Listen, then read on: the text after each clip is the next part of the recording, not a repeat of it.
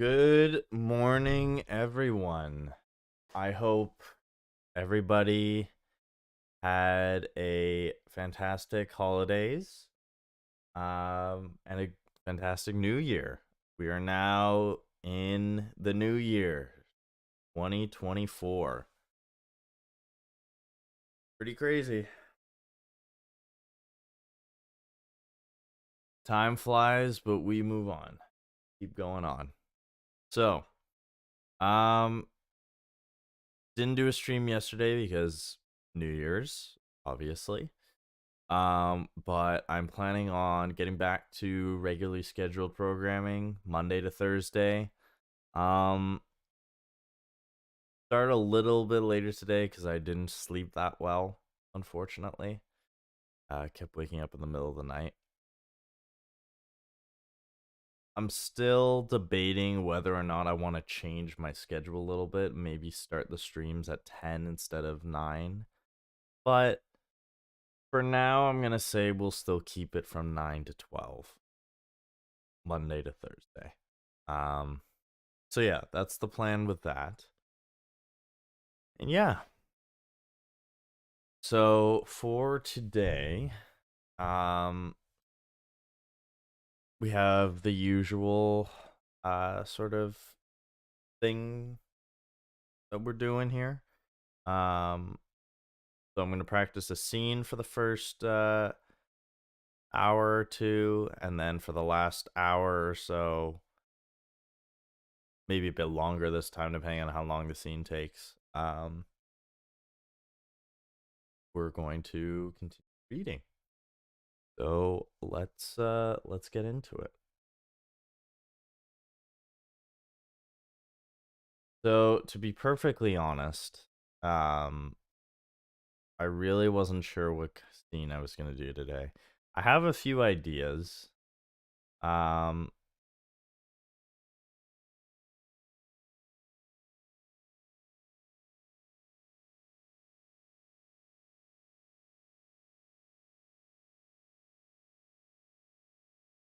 yeah.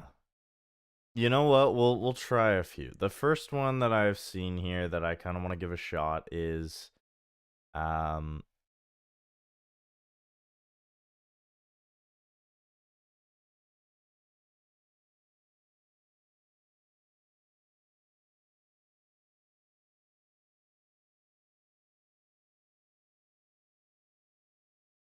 yeah, is the ending to Arkham Knight.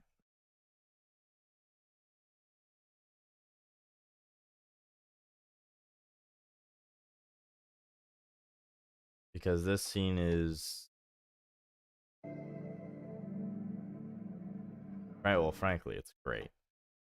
It's a great scene.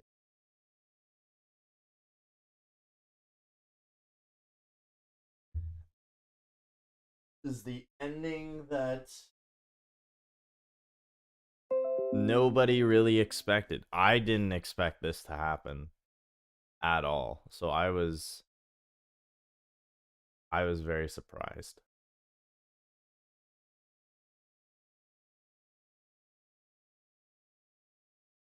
Although it was foreshadowed. So okay, one other thing I want to do right before we even start is I want to make sure I have the chat open because I actually did miss some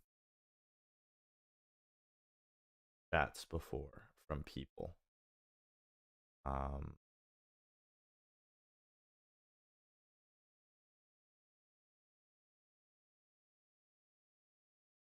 yeah. I'm gonna open that up so I don't miss any guys chats at all here.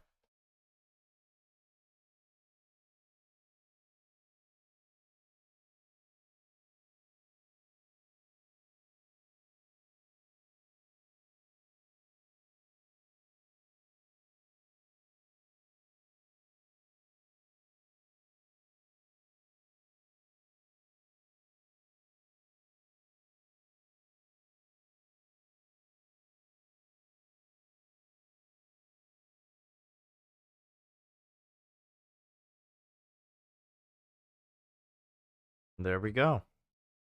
I've got the chat open now, so I'll be able to see your guys' messages. Cool. Awesome. Okay, so first thing here is we're gonna test the volume. Testing, testing. 1, 2, 3. 1, 2, 3. Testing. Testing, testing. Okay, so that's the wrong microphone. Right off the bat, I can tell.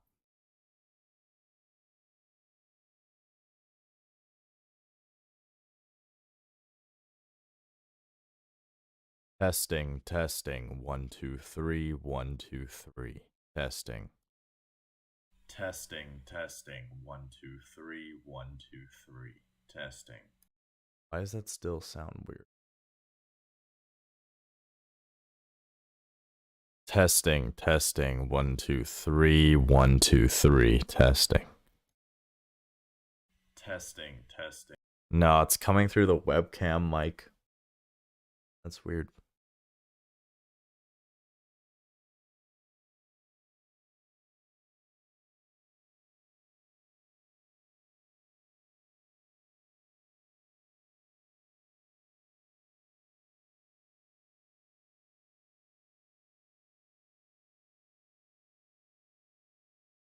Testing, testing.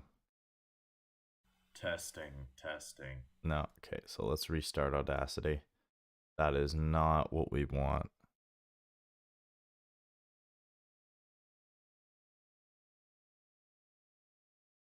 There we go. Now let's try.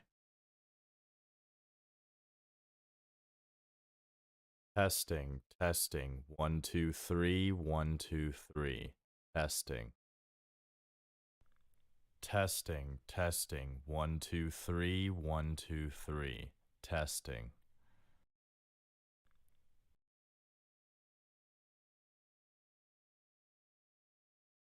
Testing, testing. 1, 2, 3. 1, 2, 3. Testing.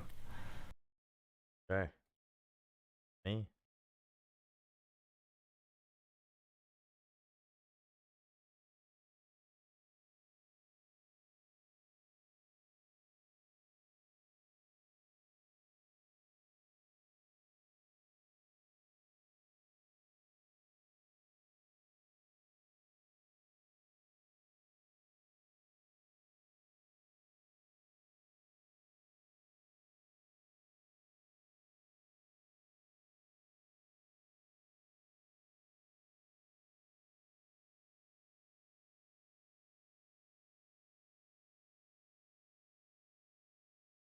Yeah. Now set. Okay, so let me show you guys the scene we're working with.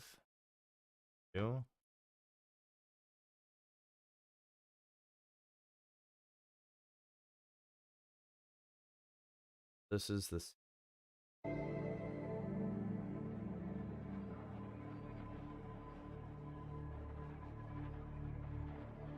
Do you understand, Gotham?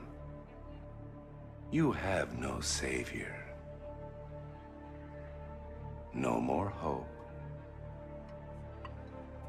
No more Batman. I've won.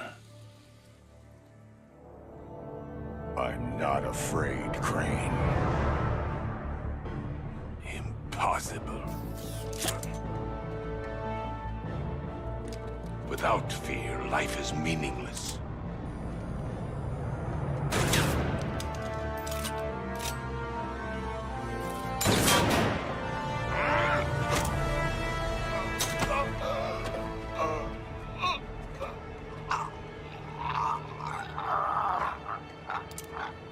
No.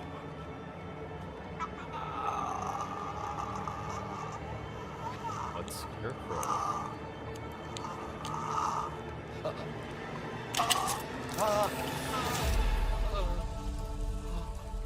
What's wrong? Scared.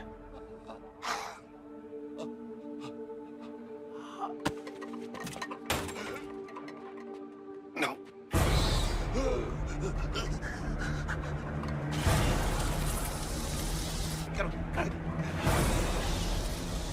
Get him.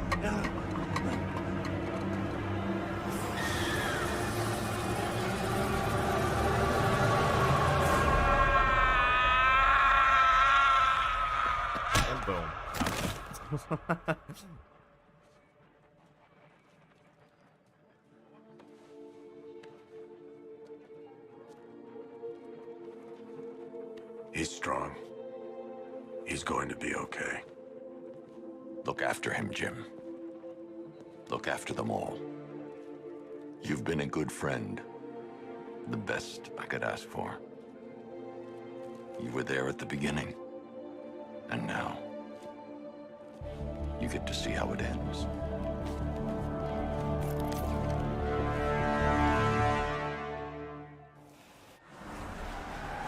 So that's pretty much the scene I want to do. So it's the full 2.5 minutes. So we'd be doing this in like 30-second segments.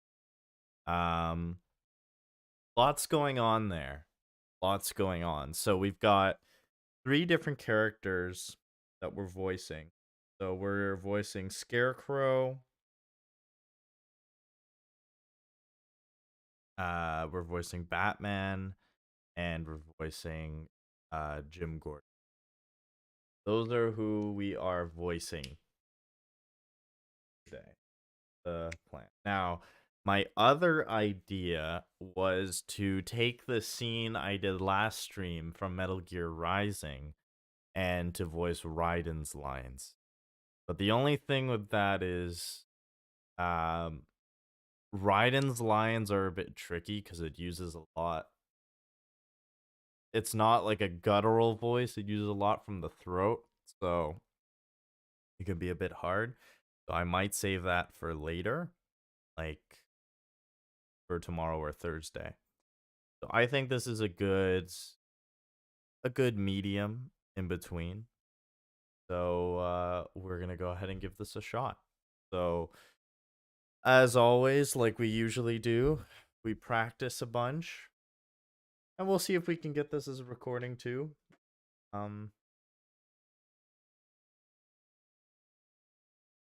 The first New Vegas clip, New Vegas monologue part is up.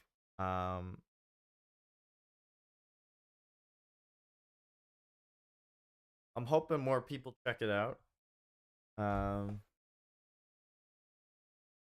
Because I saw a comparison to a lot of the other videos. For some reason, New Vegas seems to have a theme of not being super popular. But that doesn't really matter to me at the end of the day because I still enjoyed very much doing that monologue. Joshua Graham monologue. And I might even do more New Vegas. So maybe I can be the one that gets that started again, huh? That gets the New Vegas hashtag trending again. Who knows? I could. You never know, right? All it takes is one person to start it up. That would be pretty cool. But anyways, let's start practicing up this scene. That's not what I wanted.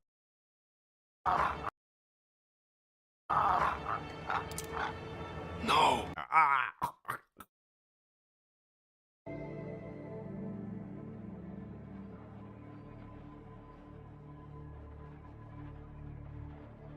Do you understand, Gotham? You have no savior. Understand? Do you understand, Gotham? You have no savior. No more hope. No more Batman. I've won. I'm not afraid, Crane. Impossible. Without fear, life is meaningless.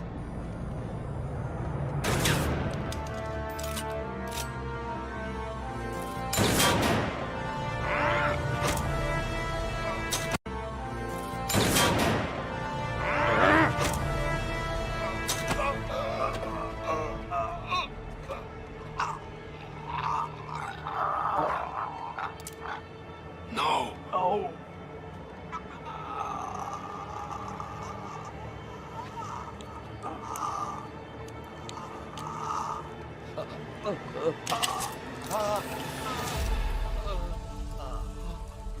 What's wrong?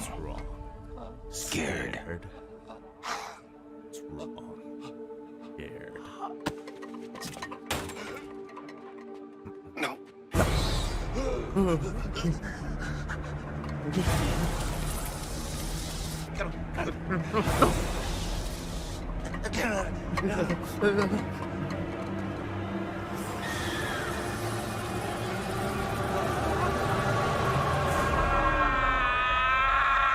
Yeah, I don't know if I'll do that, but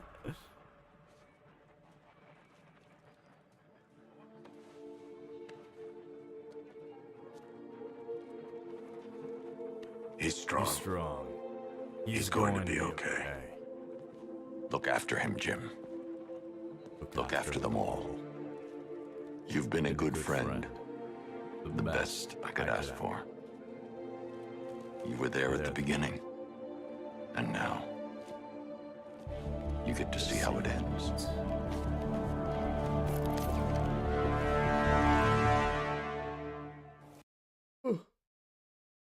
So, like I said, a lot going on in the scene.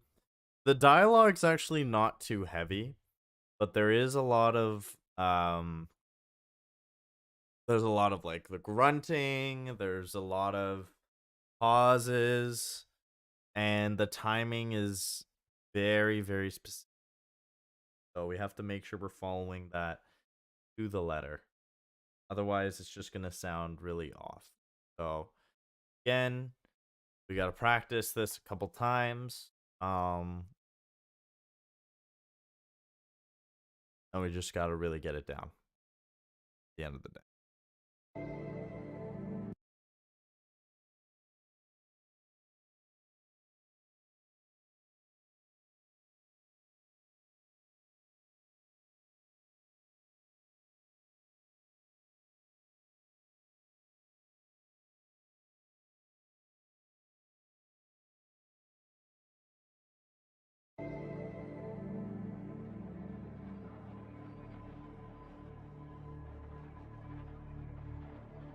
Do you understand, Gotham? Yeah, we got to really make sure.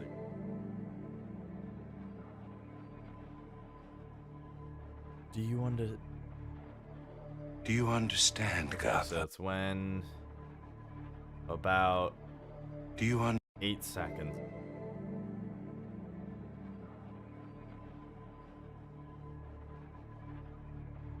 Do you understand? Do you understand, Gotham? You have no savior. No more hope. No more Batman. I've won. I'm not afraid, Crane. Impossible. Without fear, life is meaningless.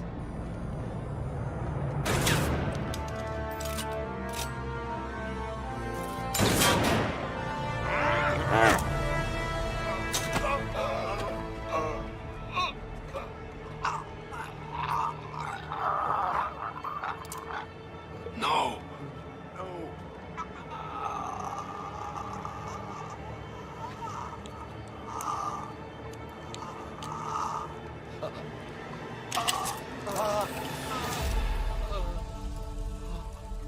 What's wrong?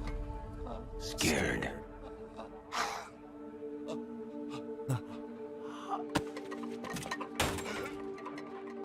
No. No.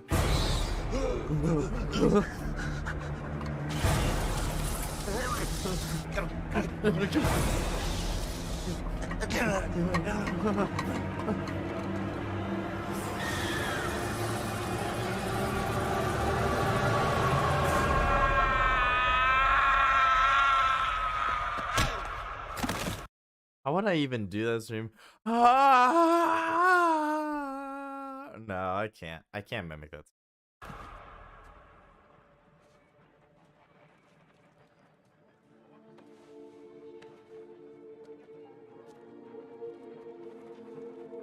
He's strong. He's strong.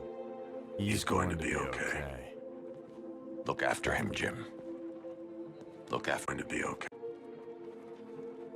He's strong. He's strong. He's going to be okay. He's strong. He's strong. He's going to be okay. Look after him, Jim. Look after them all. You've been a good friend. The best I could ask for. You were there at the beginning. And now, you get to see how it ends.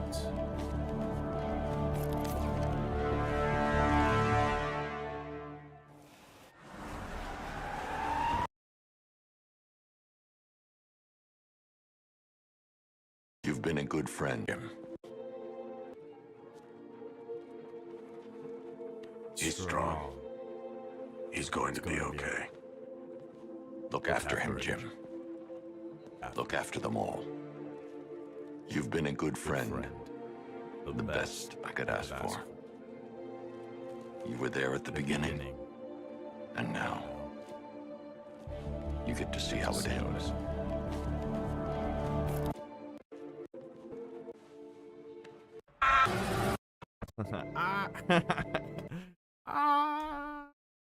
Oh, scare. All right. Try that again. You know what? Let's be a little bold. Let's try and do this without the.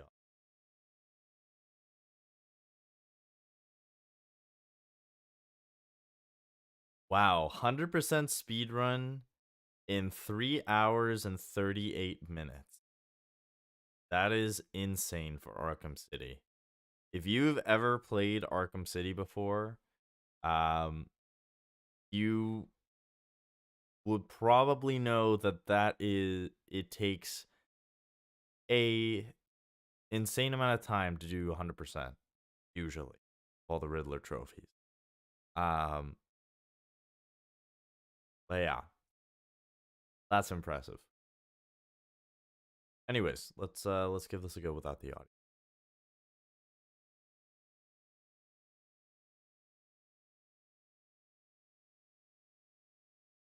Understand, Gotham. You have no more hope.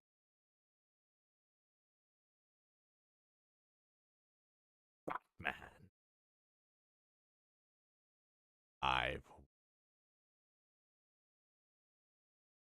I'm not afraid, Crane. Impossible. Without fear, life is meaningless.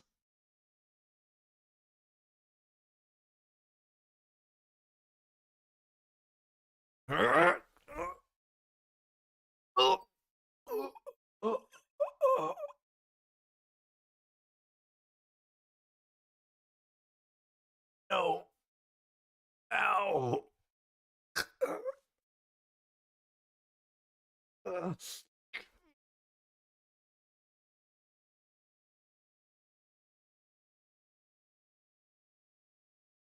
What's wrong? Scared. No, that was a little. What's wrong? Scared. Oh. Scared. What's wrong? Scared. Scared.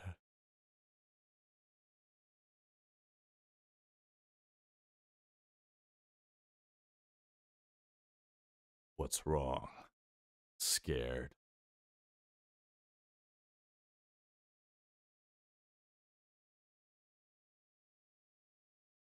No. No.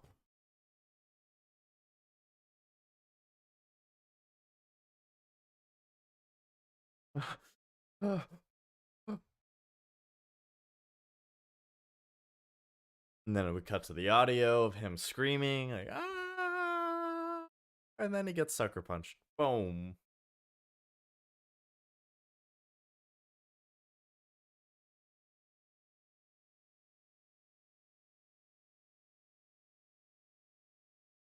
He's a touch strong.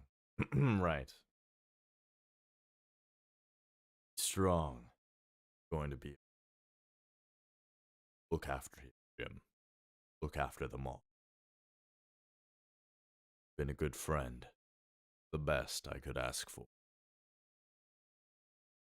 There at the beginning. Now, get to see how it ends.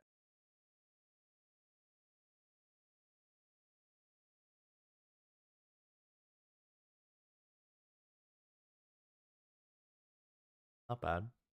All right.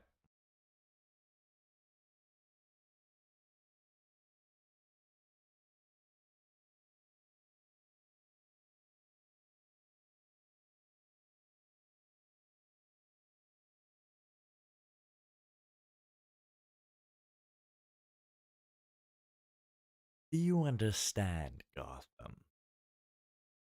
You have no savior.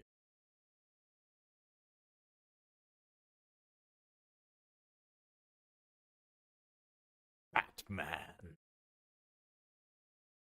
I've won. I'm not afraid. Impossible. Without fear, life is meaningless.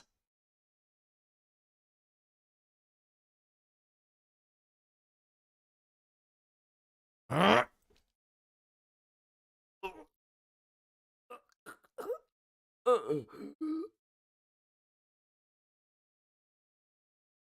No.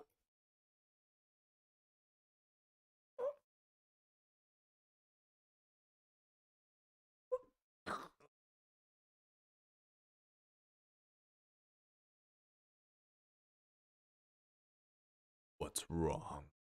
No. What's wrong? Scared. How does my voice? Hmm.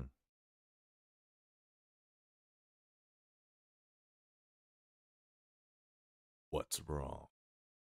Scared.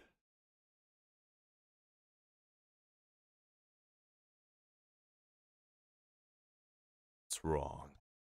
Scared. No.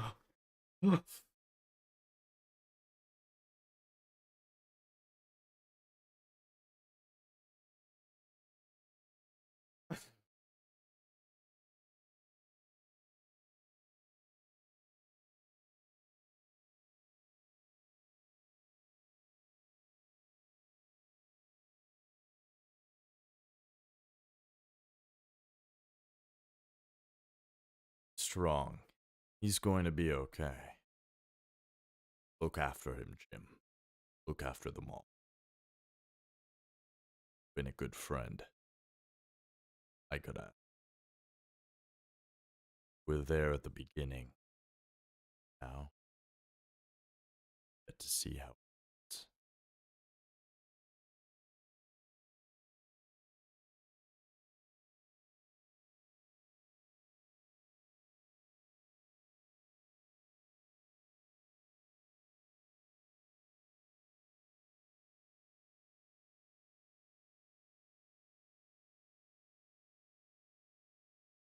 I just want to point out too, like, this game came out in 2015. Now that it's 2024, that means by next year this game is going to be a decade old, which is just insane to me to even try to think about. By next year this game will be a decade old. And it still looks this good. Crazy. It's actually crazy how Rocksteady came out with a game that is 9 years ago now that still looks this good. Like, that's just insane to me. And the crazier part of all that is the fact that there are games coming out now that look significantly worse than this. It's like you have games that have coming out, like this game that came out 9 years ago now, and then you have games coming out today that are unfinished, riddled with bugs, and then you have this, like, right, like if we can get this in 2015, there really is no excuse. And I feel like it's something that I think a lot more people are starting to finally sort of realize is the fact that, you know, getting unfinished games is like it's pissing people off, right? Think about it. For me, like I'll give you an example. I I got right, I got myself um Spider-Man 2, right? Great game. Really great game. I loved it. Thought the story was good. Not a perfect game. Solid pick, as Moist Critical put it. Very safe choice. Very fun game. Safe choice for game of the year. A fun game overall. I didn't like everything about it. There were certain things that I wasn't a fan of, but overall, it was a good game. Um, but that game was over $100, right? Now, would I say it was worth it? Well, for me, I used a gift card, so it wasn't nearly as much. But um, $100, I'd say for Spider-Man 2, maybe wait until there's a sale. Maybe wait a little bit. I'd say it's worth it, but it is a shorter game than you think. So you're not going to get a lot of hours out of it, which might be fine for some people, but just, something to consider is like it's $100 for games nowadays, for new games. I was talking about this with some friends of mine too, and we agreed that if we're gonna spend $100 on a game, it's got to be something that's like worth our time. Because we're busy now, we're young adults, like gotta gotta be something good. This is one of those examples. Sorry, went off on a little bit of a tangent there. That happens sometimes, but it's all in relation to the same thing, right? Because like it's just a shame. Because whenever I look back at cutscenes like this, right, you had incredible voice actors, right? You have Kevin Conroy as Batman. Um, I forget the name of the actor that does Scarecrow, but he is also amazing. He was in another show that J.J. Abrams did called Fringe. Really, really good. He killed it as Scarecrow. He was like the perfect. Mark Hamill, of course, as the Joker in this game as well. He makes a turn. And then you have other games with like incredible voice actors, but they're like, I don't know. I feel like they're just their talent is wasted potential for what could have been an amazing game. And there has been examples, but I digress. Let's get back to the matter at hand.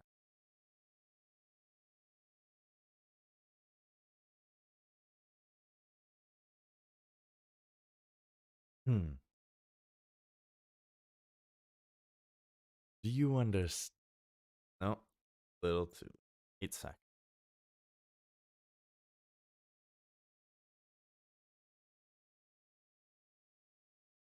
Do you understand, Gotham? You have no savior or hope. Boom. Batman! I've won. I'm not afraid, Crane. Impossible. Without fear, life is meaningless.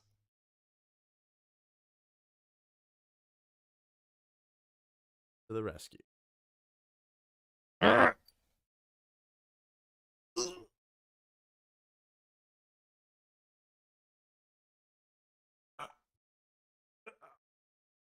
No.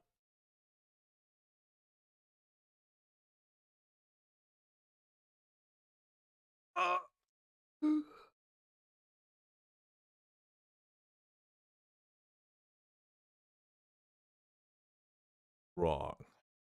Scared.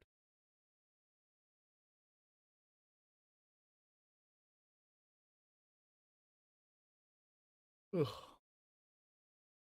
I want to get that line down better. These, it's hard. It's hard doing both because I have to go from somebody being choked to somebody that's like fully, confident and everything. It's a hard transition. So maybe what I'll do in the editing is I'll include like the audio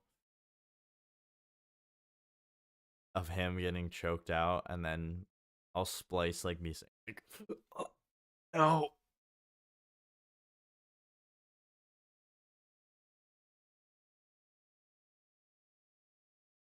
oh, no,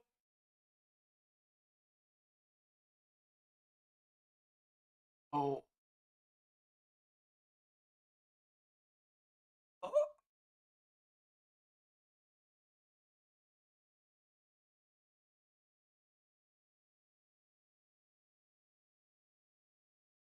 What's wrong?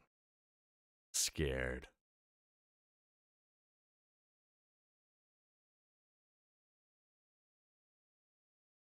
No.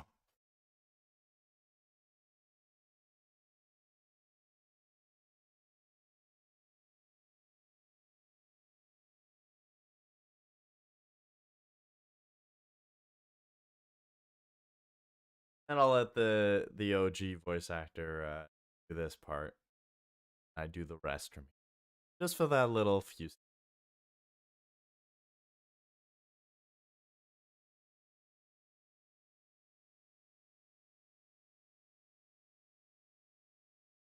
Strong. He's going to be okay. Look after him. After them all. Been a good friend.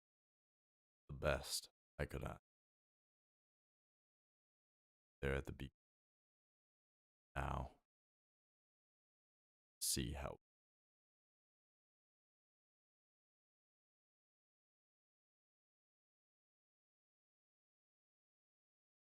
Strong. He's going to be okay. Look after him, Jim. Look after them all. You've been a good friend. The best I could ask for. We're there at the beginning. Now, get to see how.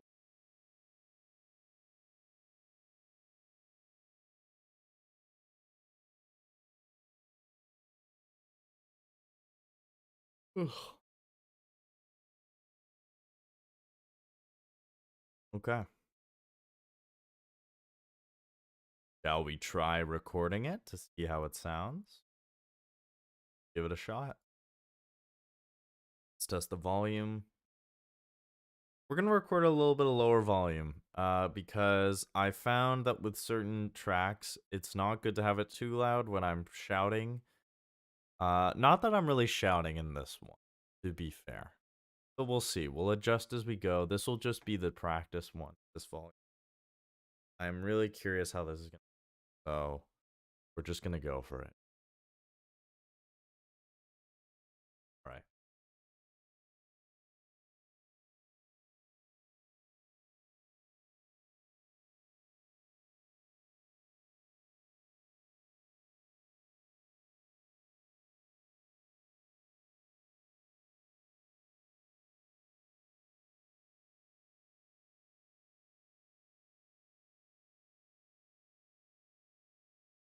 Do you understand, Gotham? You have no savior. More hope. Batman. I I'm not afraid, Crane. Impossible. Without fear, life is meaningless.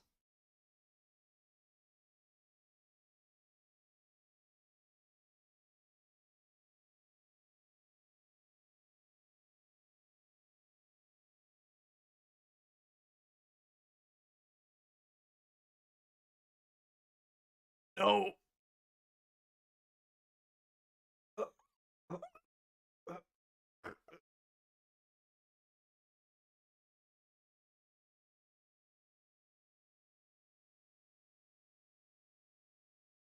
What's wrong? Scared.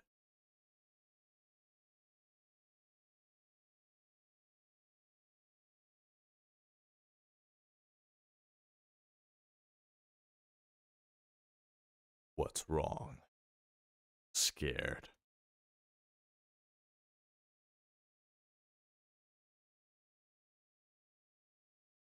No.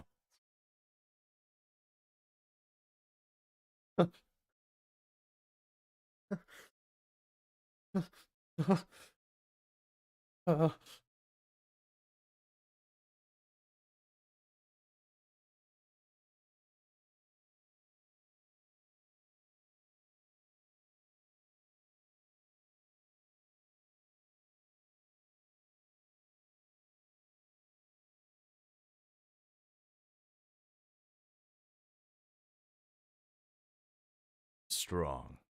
He is going to be okay. Look after him. Look after them all. You've been a good friend. The best. Ask for. You were there at the beginning. How it ends.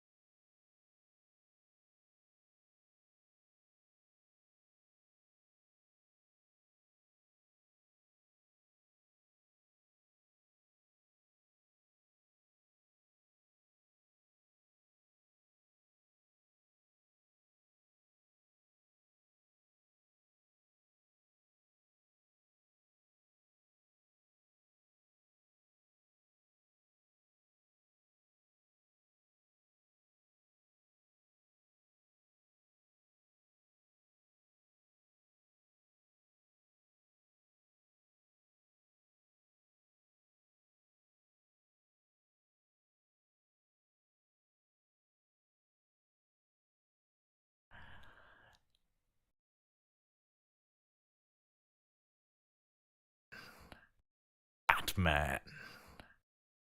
A Batman. More Batman.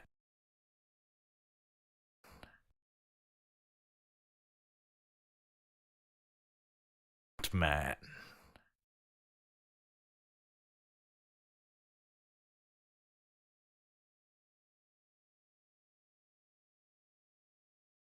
Now we're just editing. Silencing all the parts in between so it sounds a bit possible.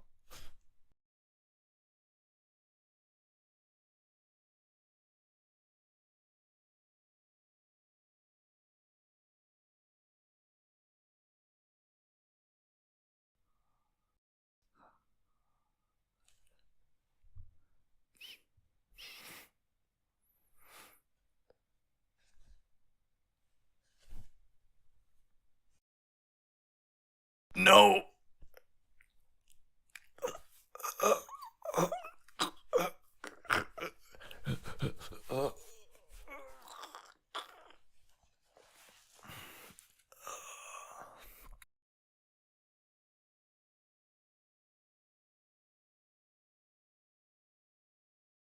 What's wrong? Scared. What's wrong? Scared.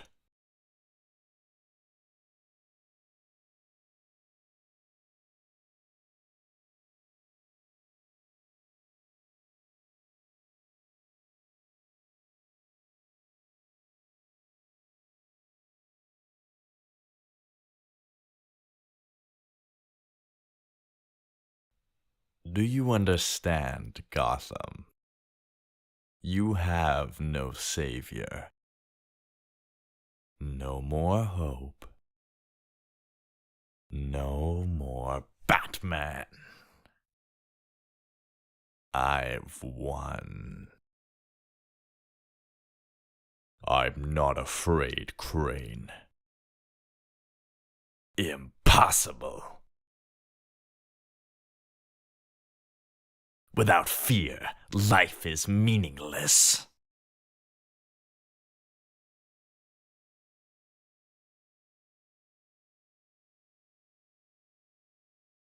No.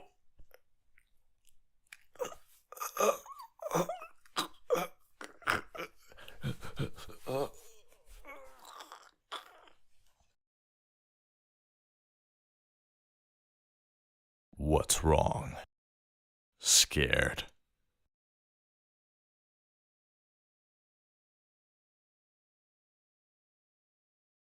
No.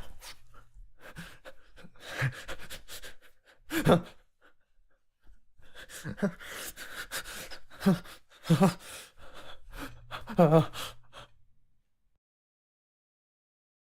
could probably increase the volume on the amp just by a little bit. He's strong. He is going to be okay. Look after him, Jim. Look after them all. You've been a good friend. The best I could ask for. Yeah, see, if it goes all the way down to -21, that's way too low. The range that we want is anywhere from the like golden zone, as I guess we'll call it. The golden balance zone is anywhere between -6 to -3 is the highest limit. -12 is the minimum. If it goes anywhere below -12, the problem you run into is it gets way too quiet, and if you try to make really quiet things louder, sounds off, and they get like a lot of awful echo and background noise. So it's a delicate balance. If you're too loud, you can hard limit it to -3 still, and that's still considered okay. But you want to try and get in between there. Want to try and get between -6. Usually, if you're like around -6 and -9, that's solid. But yeah, some of this drops down way too low. So, okay, this is just a test anyways. All right, let's keep listening. He's strong. He is going to be okay. Look after him, Jim. Look after them all. You've been a good friend. The best I could ask for. You were there at the beginning. And now, you get to see how it ends. I mean, the beautiful part is there's like no, the noise floor is like past negative. Great. Nice. But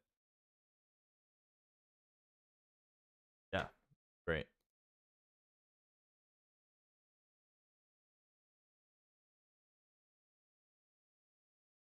All right. So X that out because we're not actually going to do that for.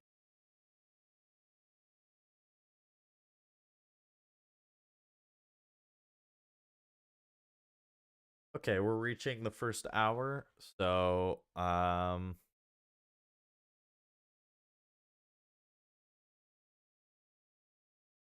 No, we'll do one more take. Do a take and take a break.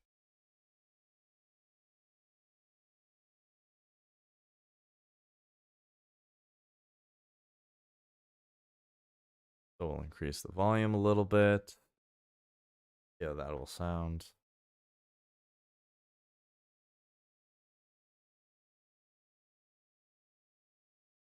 All right, here we go.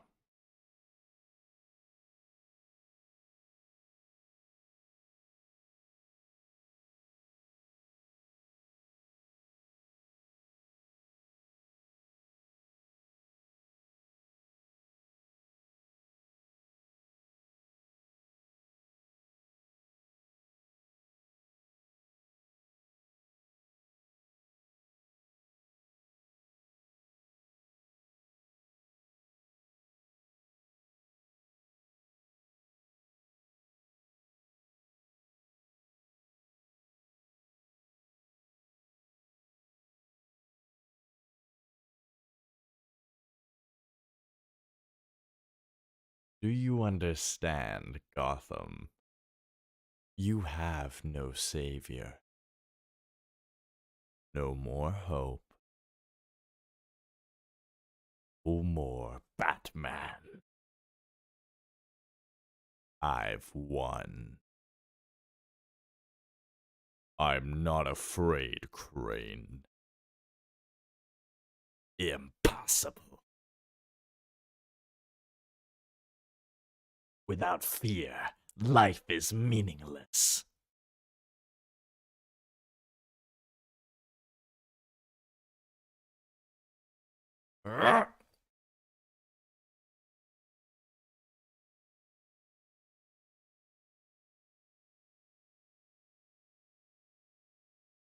No.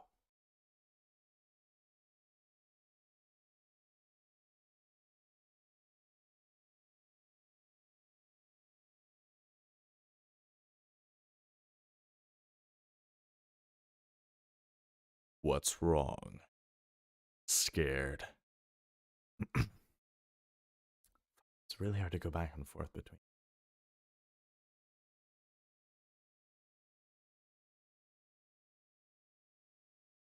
What's nope. Again.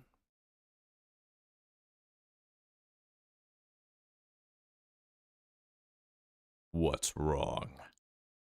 Scared. Not convincing enough.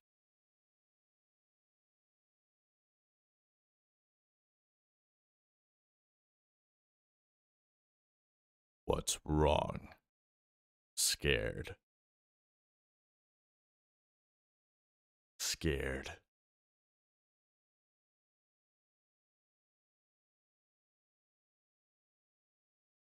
What's wrong? Scared.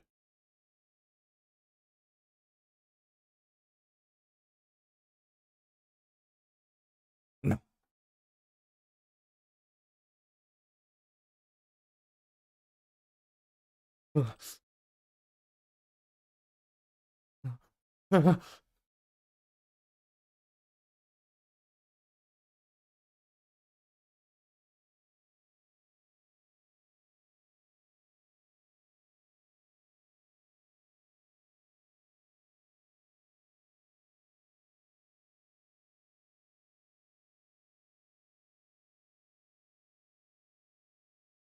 He's strong.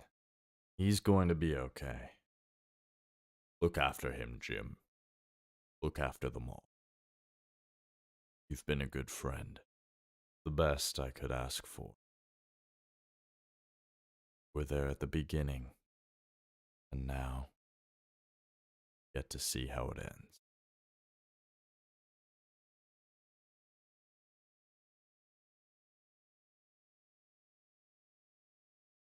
He's strong. He'll be okay. Look after him, Jim. Look after them all. You've been a good friend. The best I could ask for. You were there at the beginning, and now you get to see how it ends.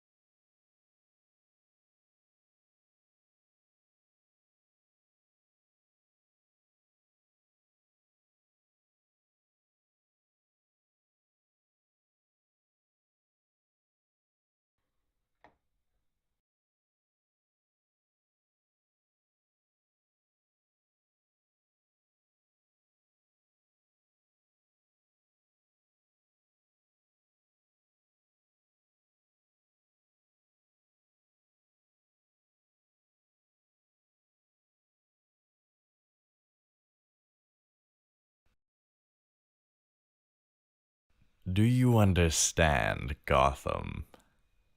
You have no savior. No more hope. No more Batman. I've won. I'm not afraid, Crane. Impossible. Without fear, life is meaningless.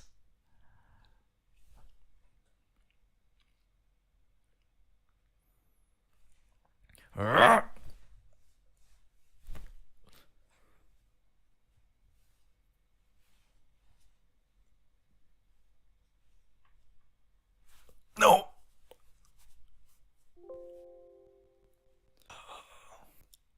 What's wrong? Scared.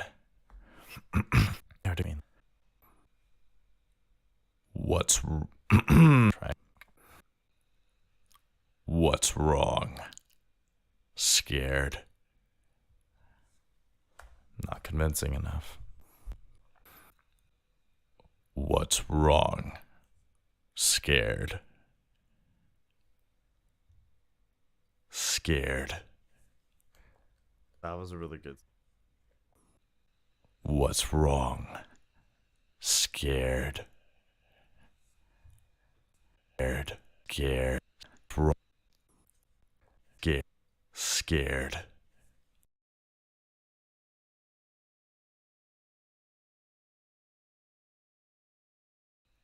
What's wrong? Scared. No. No.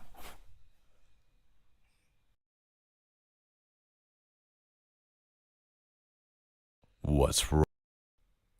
Impossible. Batman. Or Batman. What's wrong? Scared. No.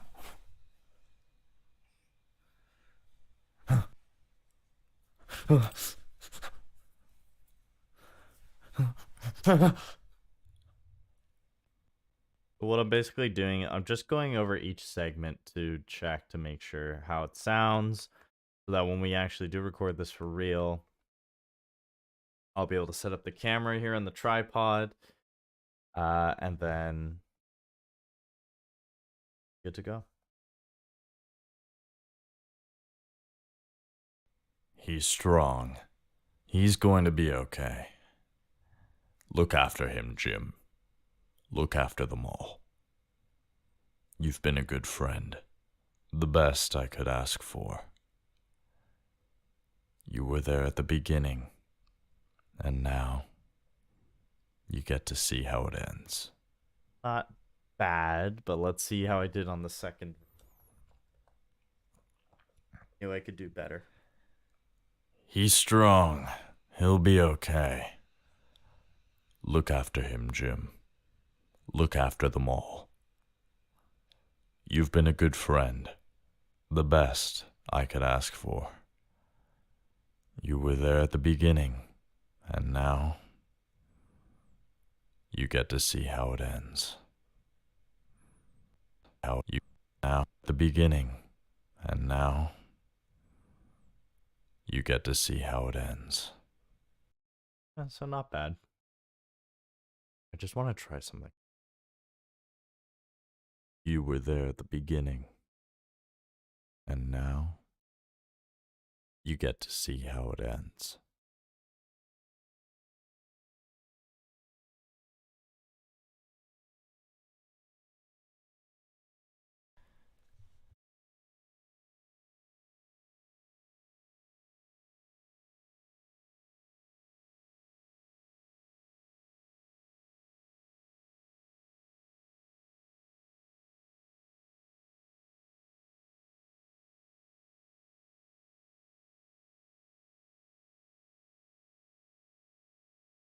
You were there at the beginning, and now you get to see how it ends.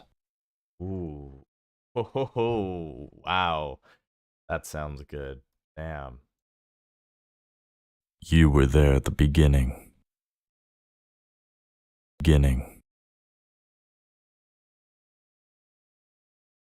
Beginning. Beginning. Beginning.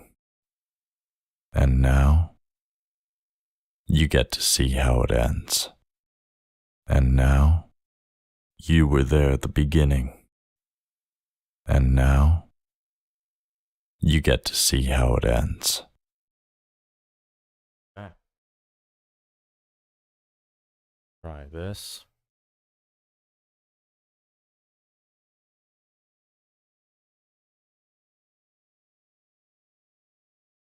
He's strong. He's going to be all right. You've been a good friend, Jim.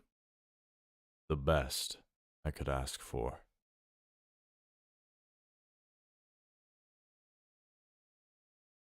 He's going to be all right.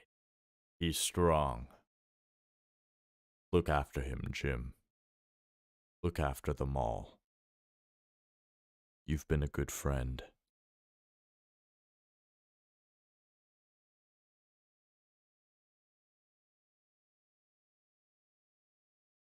Hmm.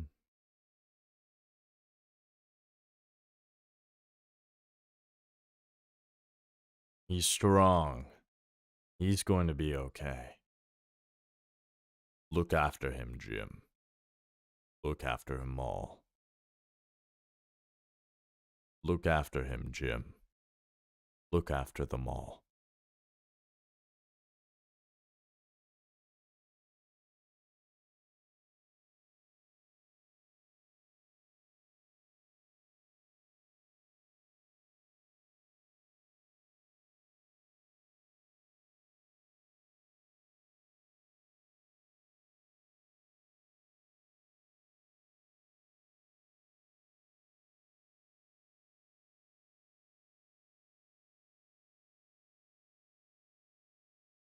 He's strong.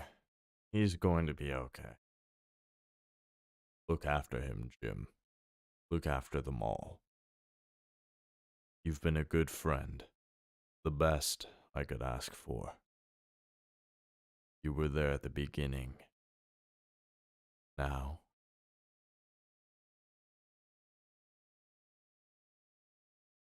look after him, Jim. You know what? No, we need a break. I think that's a sign to take a little bit of a break.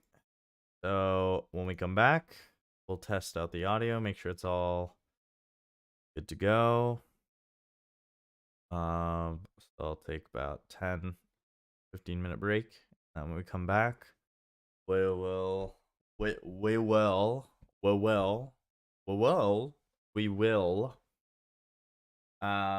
and record this for real.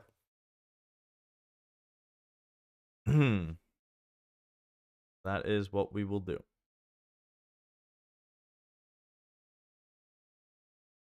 Yeah, I'll be back in 10 to 15, so around 11, anywhere from like 11 to 11:05. I'll be back. Yeah, stay tuned.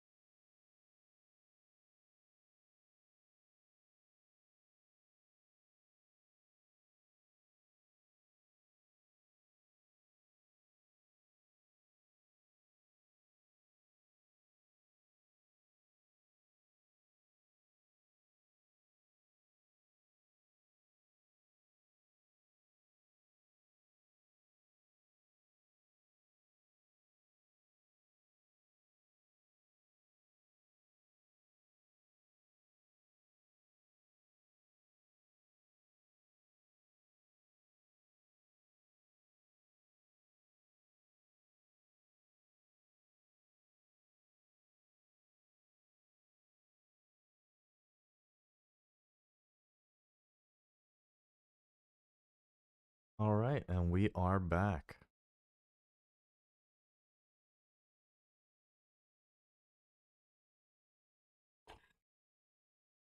He ready to get things rolling once again.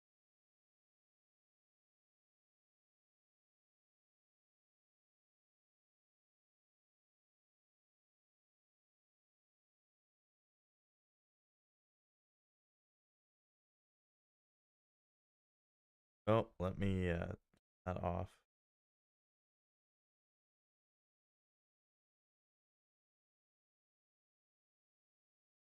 Oh. Let's try and get this scene recorded, shall we? We can get that done.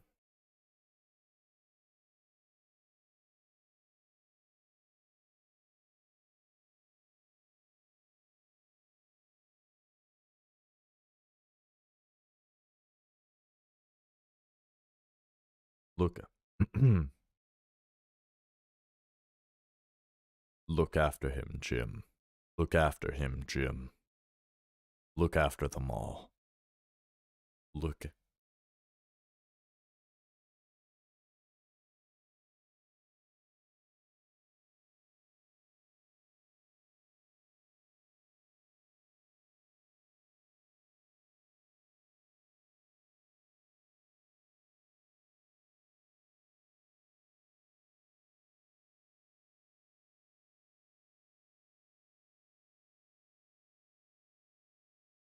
Look after him, Jim. Look after them all. You've been a good friend. The best I could ask for. You were there at the beginning. And now, you get to see how it ends.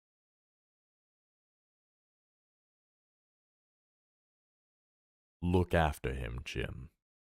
Look after them all. You've been a good friend. The best anyone could ask for. The best I could ask for. You were there at the beginning. And now, you get to see how it ends.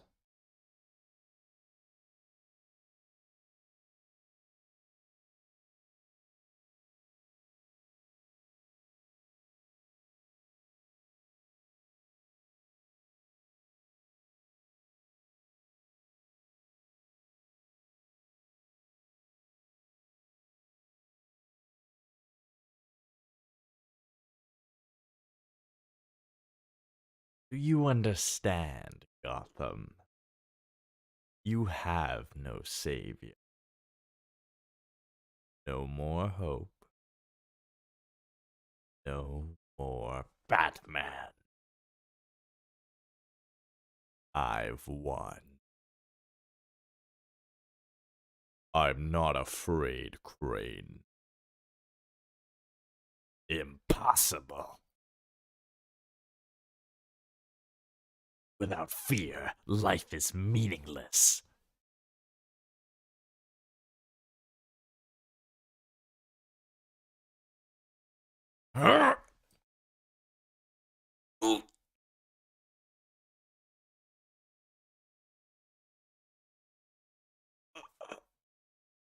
No.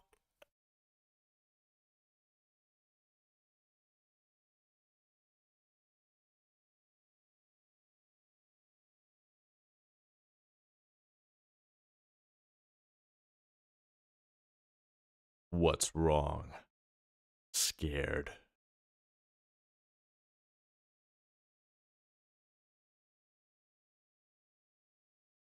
No.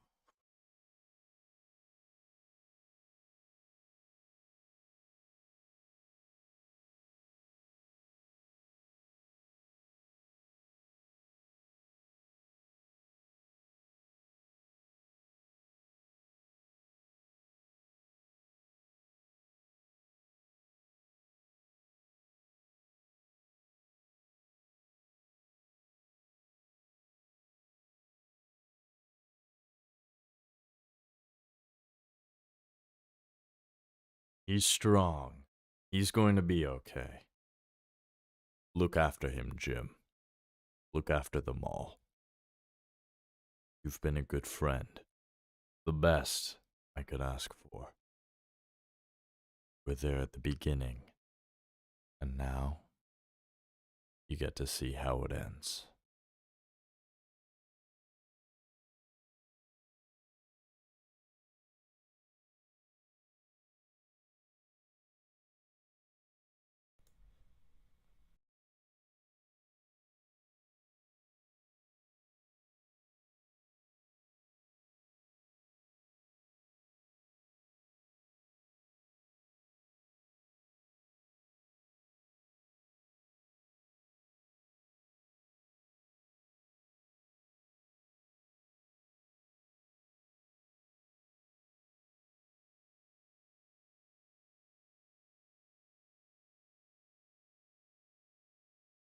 Give a listen.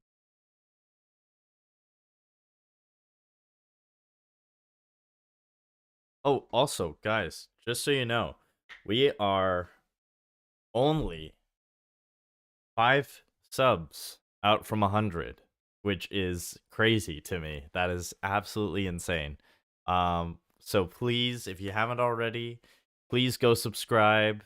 Check out all the other shorts now. There are now a total of, I think, 60. There's over 60 videos on my channel now. Now that includes some of my other videos like skits I've done and stuff, but majority, like 85% of those have been the shorts I've been posting. So please do go check those out. Mean the world to me if you could do that and subscribe.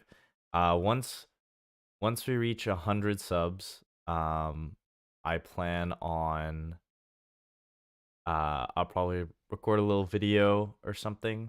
I want to do something a little special. I've got an idea of what I want to do, but I need to still sort some things out, figure out what exactly I want to take out of it.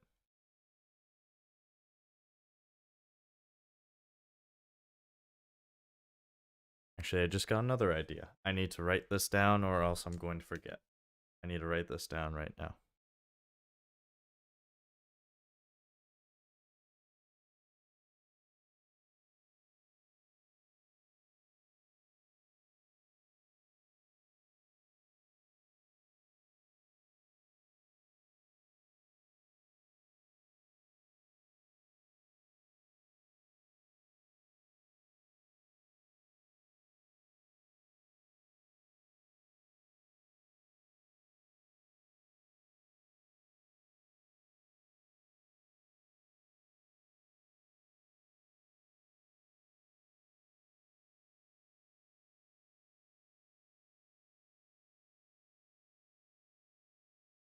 All right, sick.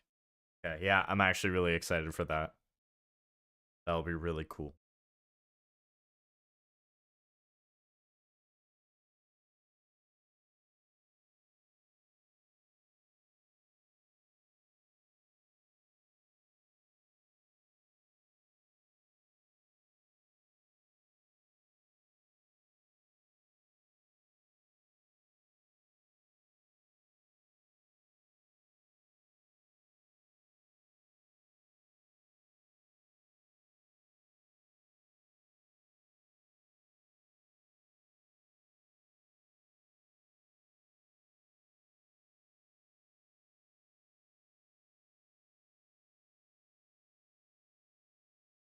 Okay.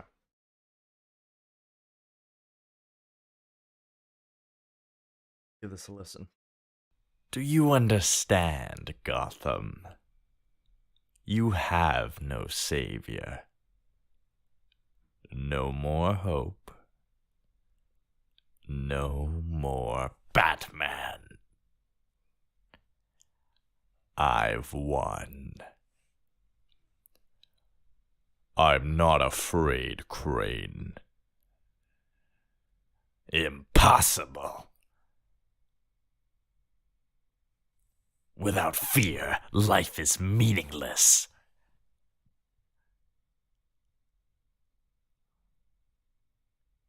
Okay, pretty good so far. No.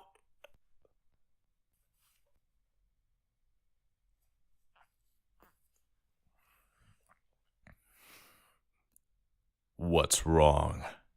Scared. Wrong. What's wrong? Scared. Yeah, so even then you can it actually goes a little bit below -12. So that could still be even a little louder. Although for me though, I think that's more of a coming up to the mic saying like, what's wrong? What's wrong? You're scared. Huh?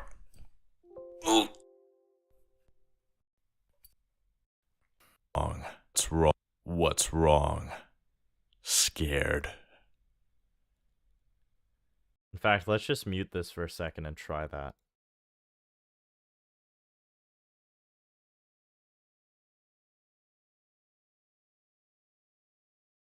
What's wrong? Scared.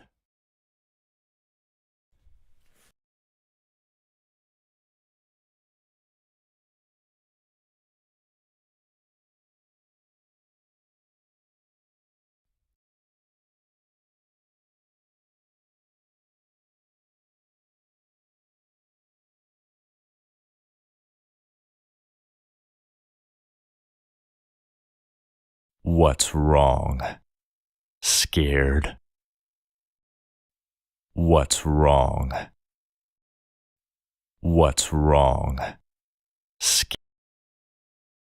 What's wrong? Scared.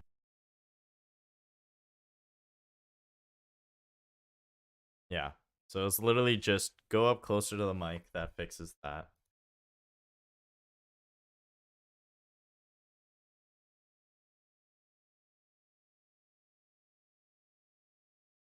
All right. Let's try and record this. Let's try and get it down.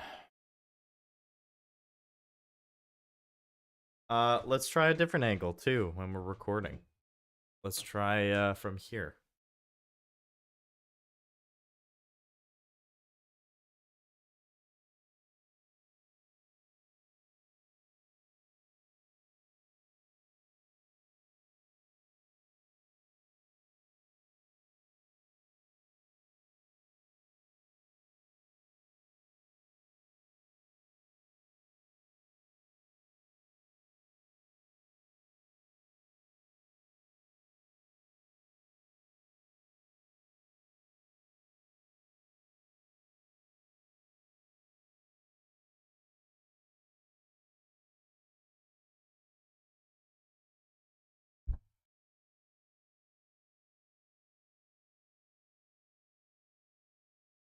Do you understand, Gotham?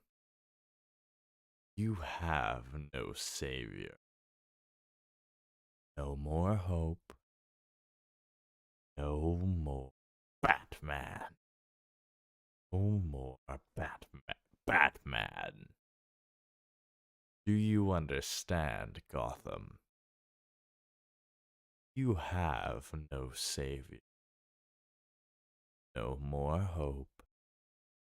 No more Batman.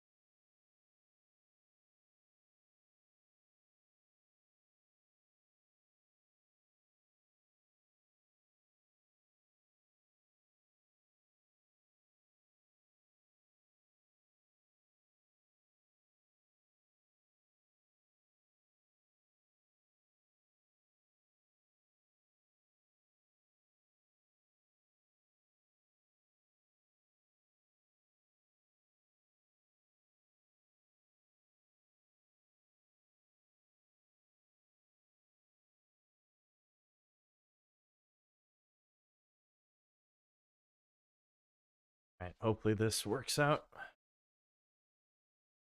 So we'll find out.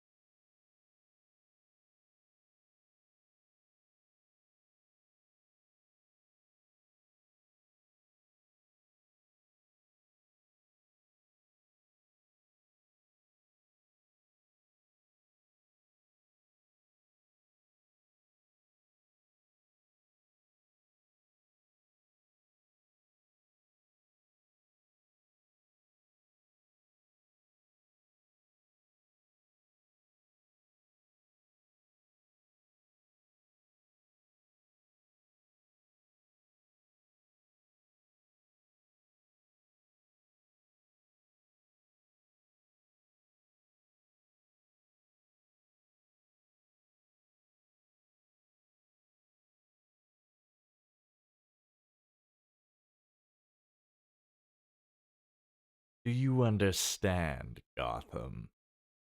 You have no savior. No more hope. No more Batman. I've won. I'm not afraid, Crane. Impossible. Without fear, life is meaningless.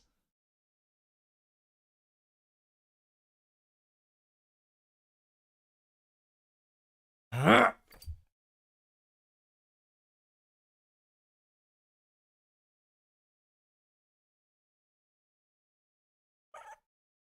No.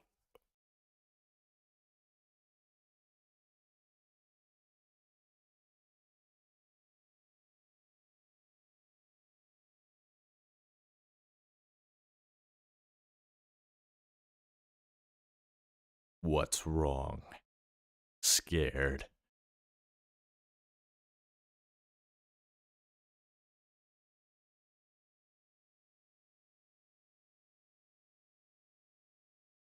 I'll try that again.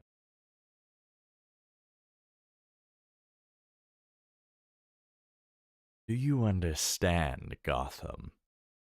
You have no savior or hope. No more Batman. I've won. I'm not afraid, Crane. Impossible. Without fear, life is meaningless.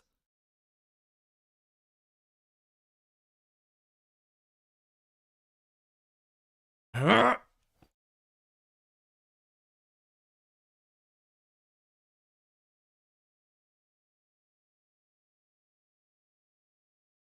No.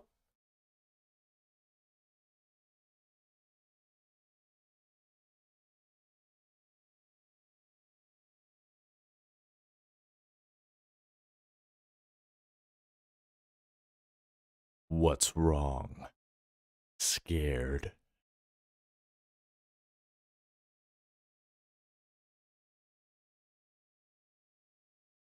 No.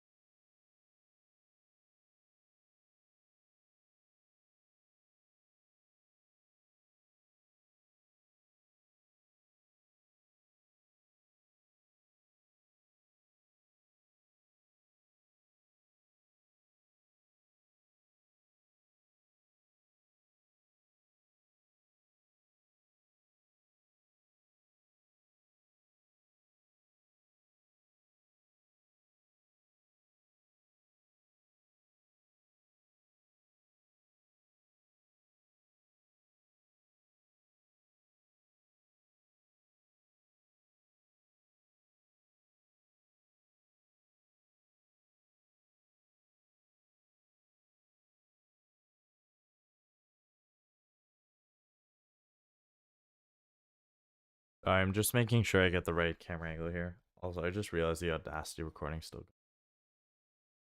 We're gonna restart that anyways.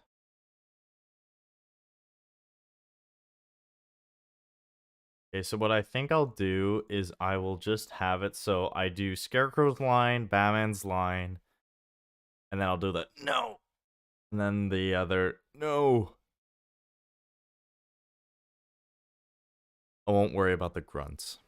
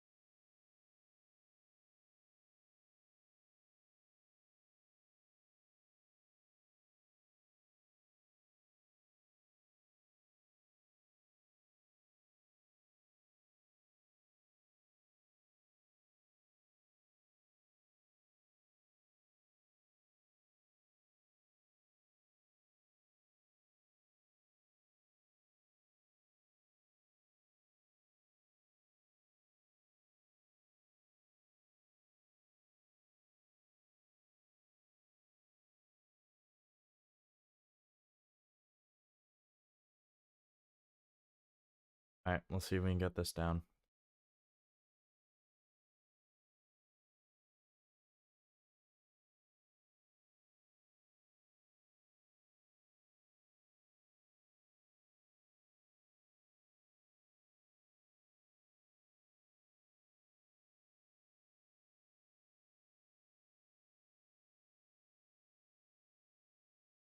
Do you understand, Gotham? You have no savior, no more hope, no more Batman. I've won. I'm not afraid, Crane. Impossible. Without fear, life is meaningless.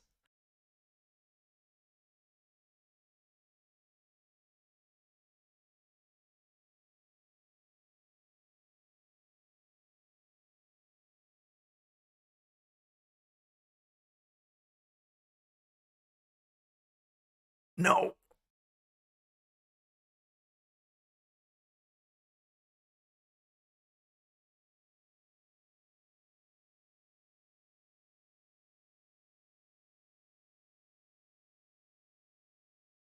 What's wrong? Scared?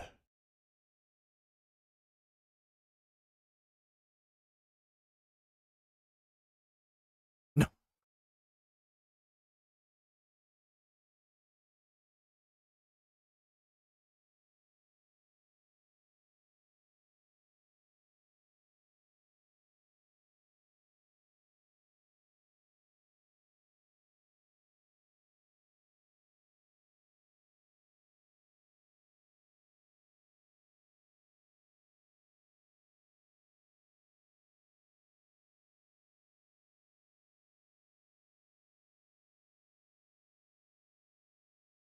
He's strong.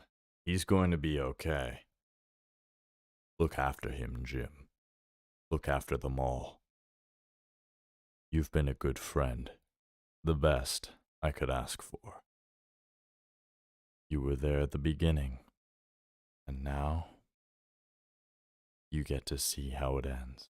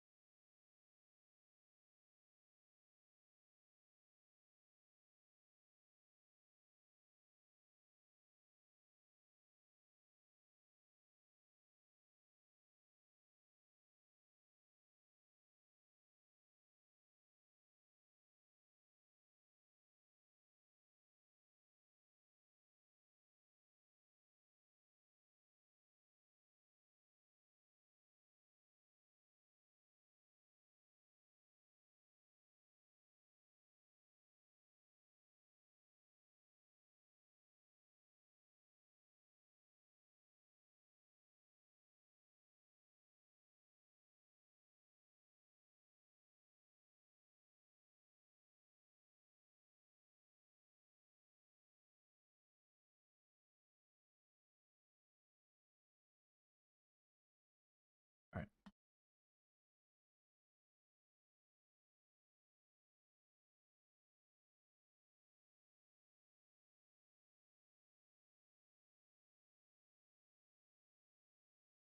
Let's see how that.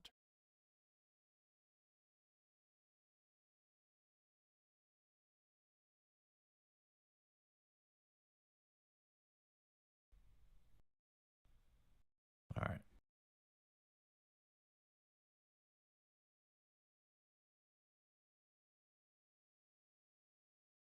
I don't know if I'll be happy enough with this one to post it, so but we'll see.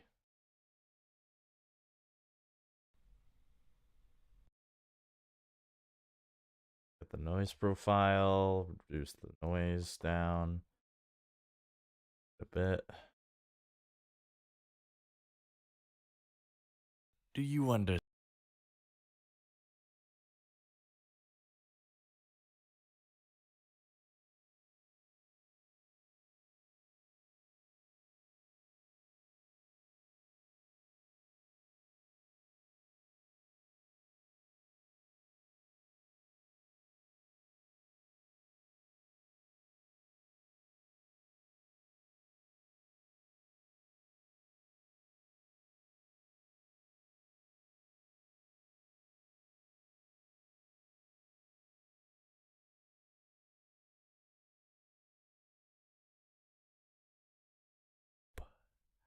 Hope.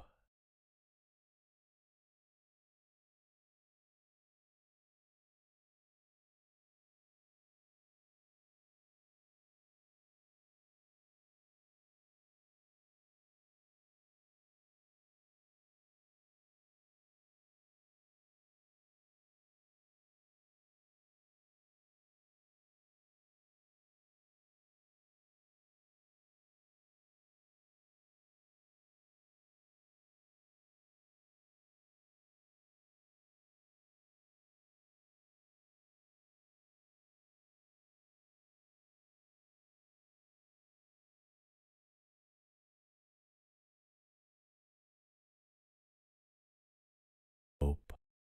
No more hope.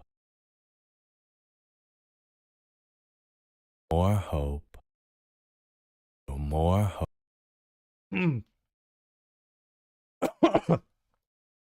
Excuse me. RH. Jesus.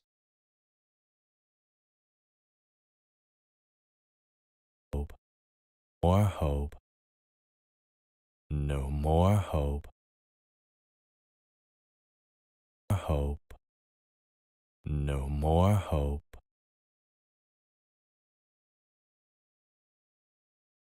No more hope. Hope. No more Batman. Batman. Or Batman.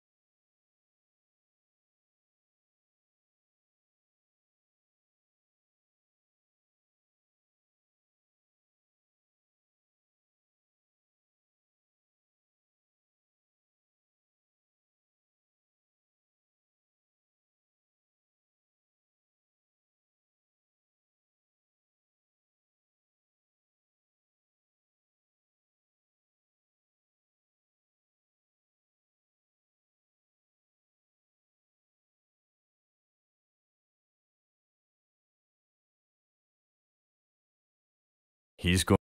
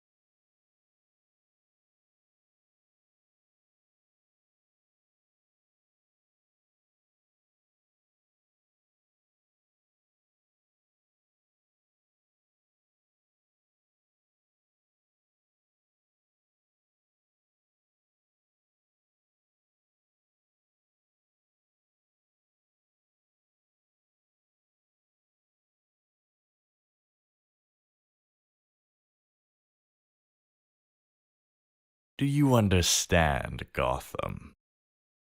You have no savior. No more hope. No more Batman. I've won. I'm not afraid, Crane.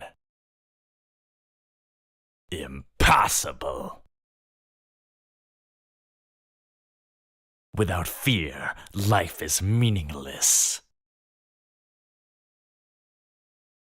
No. What's wrong? Scared? No. This part will be able to determine why if I keep this or not. He's strong. He's going to be okay. Look after him, Jim. Look after them all. You've been a good friend. The best I could ask for. Hmm. You were there at the beginning. And now, you get to see how it ends. Nope. It's not post-worthy. That's okay. Alright. Well, we tried. We definitely tried. So,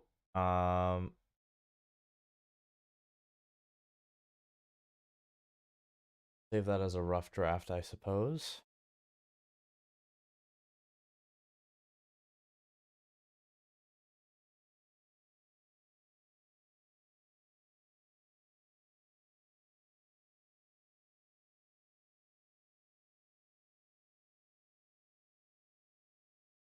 Alright, we'll take a quick little break, and then when we come back, we'll continue reading this book here from last time.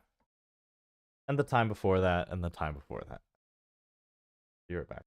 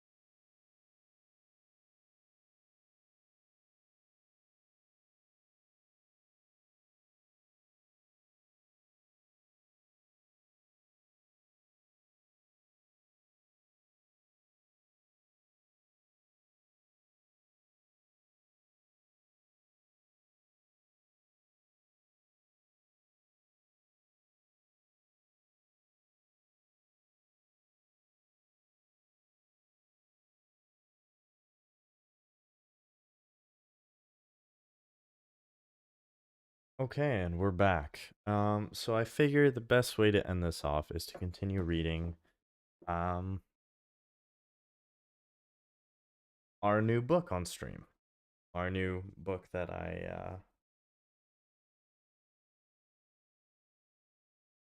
the stream book, I guess. So this is Mastery by Robert Greene. And where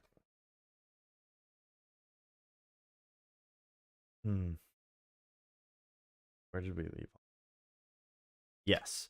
Last we left off, we talked about the book talked about a man named Daniel Everett who devoted his life to become a missionary for the church. And he basically, but that wasn't the main point of the chapter at all. What the main point was that he had to basically learn a whole new language on the spot. And to do this, he put himself in a situation where he was totally vulnerable. And he had to put himself in the mindset of a child, in the sense that children learn very quickly because they learn languages very quickly because it's part of their everyday life, and they soak it up because it's necessary in order for them to communicate, and they rely on their parents to provide for them. So he put himself in that mindset of like, okay, I need to be in a more vulnerable state, and I need to think of myself as if I am a child trying to learn this language. And that's what he did. He relied on the adults of this tribe that was in the Amazon rainforest to provide for him. He accompanied them on hunts and stuff, and he learned the language that way. Just as a child would, being with their parents in that same tribe going on a hunt. It was a really interesting story. But yeah, now we're moving on to another story to begin with. So let me change the screen. Let me put on nice fireplace.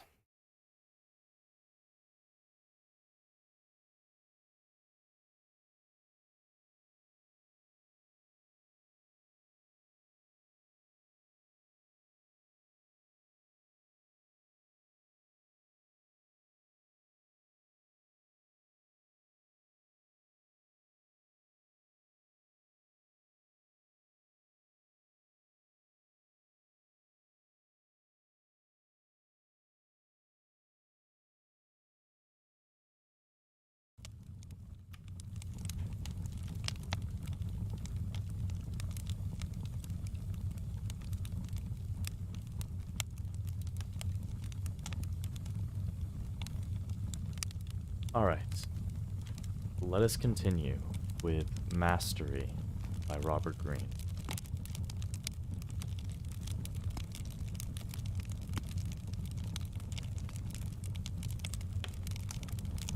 Feel free to type in the chat if you like, or just sit back and relax. I will have the chat open, so if you have any questions or any comments while I'm reading, I will read them best I can. Let me just open it up here.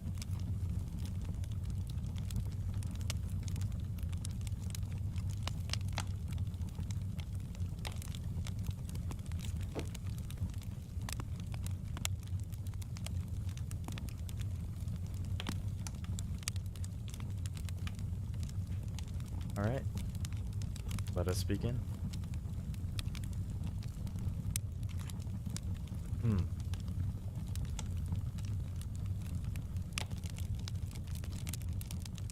Number 4. Trust the process.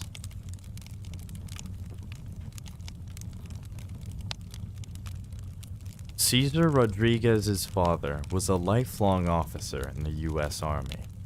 But when Cesar, born 1959, chose to attend the Citadel, the military college of South Carolina, It was not because he was determined to follow in his father's footsteps. He was probably heading toward a career in business. He decided, however, that he needed some discipline in life, and there was no more rigorous environment than the Citadel. One morning in 1978, during his sophomore year, Rodriguez's roommate told him that he was going to take the exams that the Army, Navy, and Air Force were offering for entrance into the aviation branches of their forces. Rodriguez, getting caught up on that name. Rodriguez, yeah. Rodriguez decided to come along and take the exams just for the hell of it. To his surprise, a few days later, he was notified that he had been accepted by the Air Force for their pilot training program. The initial training, to take place while he was still at the Citadel, meant taking flying lessons in a Cessna. Figuring that would be fun, he entered the program, not entirely sure how far he would take it. He passed the training exams rather easily. He enjoyed the mental challenge, the complete focus that flying required. Perhaps it would be interesting to take the next step. And so, after graduating from the Citadel in 1981, he was sent to the 10-month pilot instruction school at Vance Air Force Base in Oklahoma. At Vance, however, he discovered that he was suddenly in over his head. Now, they were training on a subsonic jet, the T-37. He had to wear a 10-pound helmet and a 40-pound parachute on his back. The cockpit was unbearably small and hot. The instructor sat uncomfortably close in the seat beside him, observing his every move, the stress of performing, the heat, the physical pressures of flying at such speeds would make him sweat profusely and shake. He felt as though the jet itself was pounding and beating him as he flew. And then there were so many more valuable variables to be aware of in flying a jet. Working on the simulator, he could fly with relative confidence and feel as if he were in control. But once he was strapped into the jet itself, he could not suppress a feeling of panic and uncertainty. His mind could not keep up with all the information he had to process, and it was difficult to prioritize his tasks. Much to his dismay, several months into training, he received failing marks on 2 consecutive flights and was benched from flying for an entire week. He had never failed at anything before. It was a matter of pride that he had conquered everything that had been presented to him so far in life. Now, he had faced a possibility that would devastate him. 70 students had started out on the course, but almost every week, one of them was cut from the program. It was a ruthless, whittling down process. It looked as if he would be the next one to be cut. And such cuts were final. Once he was allowed back into the plane, he would only have a few chances to prove himself. He had already been trying his hardest. Where had he gone wrong? Perhaps unconsciously, he had become intimidated and afraid of the flying process itself. Now, he was more afraid of failing. He thought back to his days in high school. Despite his relatively short height, he had managed to become the quarterback of his high school football team. Back then, he had also experienced moments of doubt, and even panic. He had discovered, however, that through rigorous training, mental and physical, he could overcome his fear and almost any deficiency in his skill level. In football practice, placing himself in circumstances that had made him feel uncertain had helped him to become familiar with the situation and not so afraid. What was necessary was to trust the process and the results that would come from more practice. This would have to be the way forward in his current situation. He tripled his time with the simulator, habituating his mind to the sensation of so many stimuli. He spent his off hours visualizing himself in the cockpit, repeating the maneuvers he was weakest at. Once he was allowed back in the plane, he focused much harder, knowing he would have to make the most of each precious session. Whenever there was a chance to have more airtime, for instance, when another student was sick, he grabbed it. Slowly, day by day, he found a way to calm himself in the pilot's seat and get a better handle on all of the complex operations. In the 2 weeks after being allowed back into the plane, he had managed to rescue his position for the time being. He was now ranked somewhere in the middle of the group. With 10 weeks remaining in the program, Rodriguez took stock of the situation. He had come too far not to succeed. He enjoyed the challenge. He loved flying.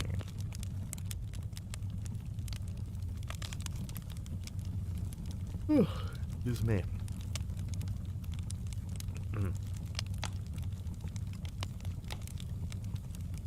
He loved flying, and now, what he wanted more than anything in life was to become a fighter pilot. That would mean graduating from the program near the very top. Among his group were several golden boys, young men who had a natural flair for flying. They not only handled the intense pressures, they fed off of them. He was the opposite of a golden boy, but that had been the story of his life. He had succeeded through his determination before, and now it would have to be the same. In these final weeks, he was to train on the supersonic T-38, and he asked his new instructor, Wheels Wheeler, to work him to death. He had to move up in the rankings, and he was prepared to do whatever it took. Wheeler obliged him.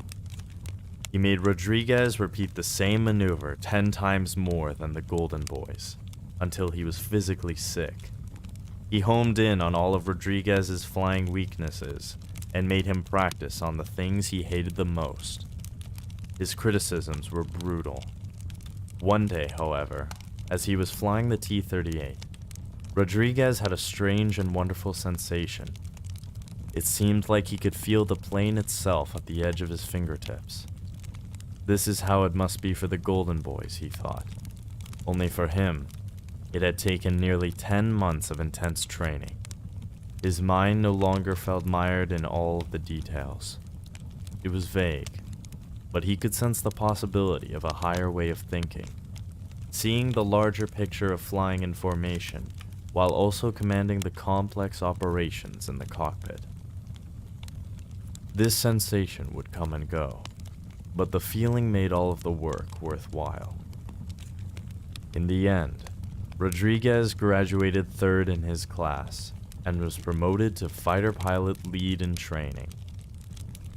The same process would now repeat itself in an even more competitive environment. He would have to outdo the Golden Boys through practice and sheer determination. In this manner, he slowly rose through the ranks to become a colonel in the U.S. Air Force. During the 1990s, his 3 air-to-air kills in active duty brought him closer to the designation of ace than any American pilot since the Vietnam War, and earned him the nickname, the Last American Ace.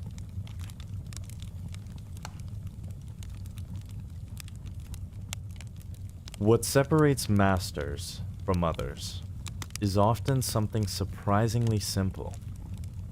Whenever we learn a skill, we frequently reach a point of frustration. What we are learning seems beyond our capabilities. Giving in to these feelings, We unconsciously quit on ourselves before we actually give up. Among the dozens of pilots in Rodriguez's class who never made the cut, almost all of them had the same talent level as he did. The difference is not simply a matter of determination, but more of trust and faith.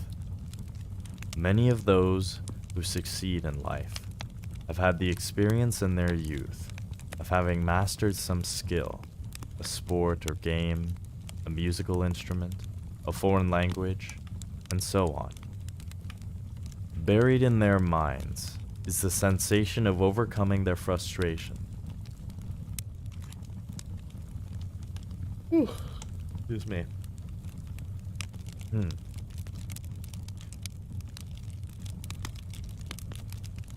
And entering the cycle of accelerated returns. In moments of doubt, in the present, the memory of the past experience rises to the surface.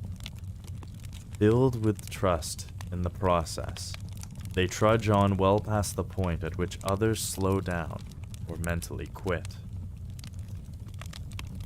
When it comes to mastering a skill, time is the magic ingredient. Assuming your practice proceeds at a steady level, over days and weeks, certain elements of the skill become hardwired. Slowly, the entire skill becomes internalized, part of your nervous system. The mind is no longer mired in the details, but can see the larger picture. It is a miraculous sensation, and practice will lead you to that point, no matter the talent level you are born with. The only real impediment to this is yourself and your emotions. Boredom, panic, frustration, insecurity. You cannot suppress such emotions.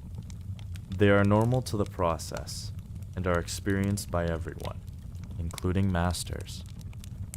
What you can do is have faith in the process. The boredom will go away once you enter the cycle. The panic disappears after repeated exposure. The frustration is a sign of progress, a signal that your mind is processing complexity and requires more practice. The insecurities will transform into their opposites when you gain mastery. Trusting this will all happen. You will allow the natural learning process to move forward, and everything else will fall into place.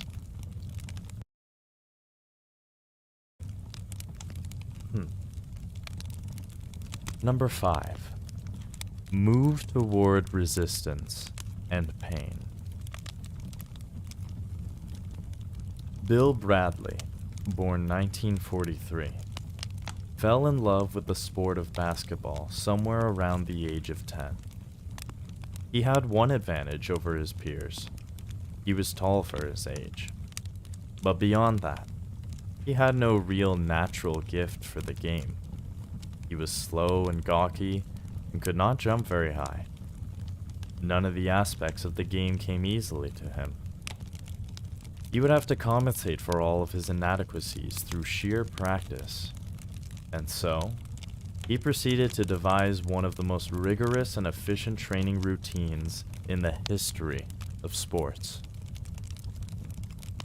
Managing to get his hands on the keys to the high school gym, he created for himself a schedule.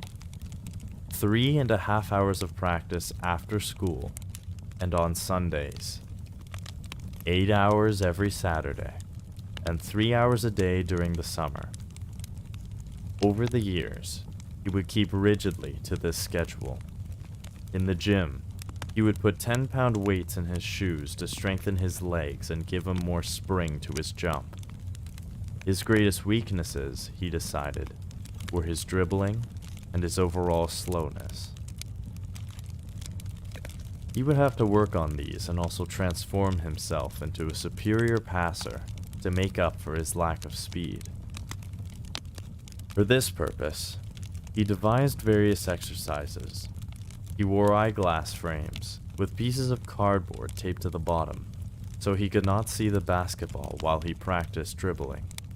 This would train him to always look around him rather than at the ball, a key skill in passing. He set up chairs on the court to act as opponents. He would dribble around them, back and forth, for hours, until he could glide past them, quickly changing direction. He spent hours at both of these exercises, well past any feelings of boredom or pain. Walking down the main street of his hometown in Missouri, he would keep his eyes focused straight ahead and try to notice the goods in the store windows on either side without turning his head. He worked on this endlessly, developing his peripheral vision so he could see more of the court. In his room at home, he practiced pivot moves and fakes well into the night, such skills that would also help him compensate for his lack of speed. Bradley put all of his creative energy into coming up with novel and effective ways of practicing. One time, his family traveled to Europe via transatlantic ship. Finally, they thought, he would give his training regimen a break. There was really no place to practice on board. But below deck, and running the length of the ship, were two corridors, 900 feet long and quite narrow, just enough room for 2 passengers. This was the perfect location to practice dribbling at top speed while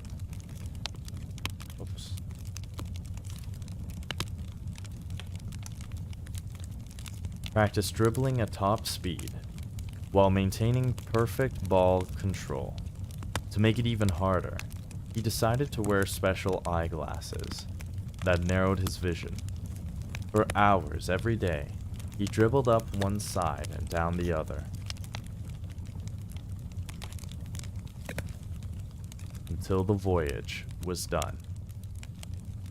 Working this way over the years, Bradley slowly transformed himself into one of the biggest stars in basketball.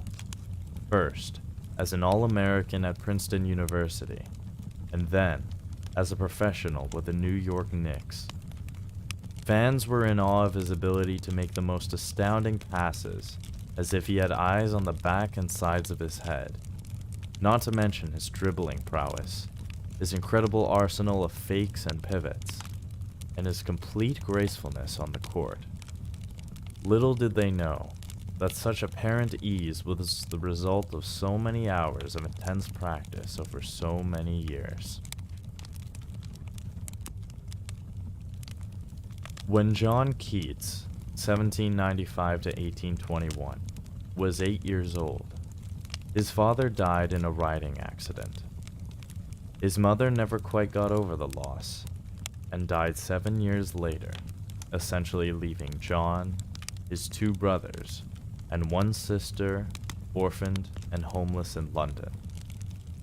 John, the eldest of the children, was taken out of school by the appointed trustee and guardian of the estate, and enrolled as an apprentice to a surgeon and apothecary.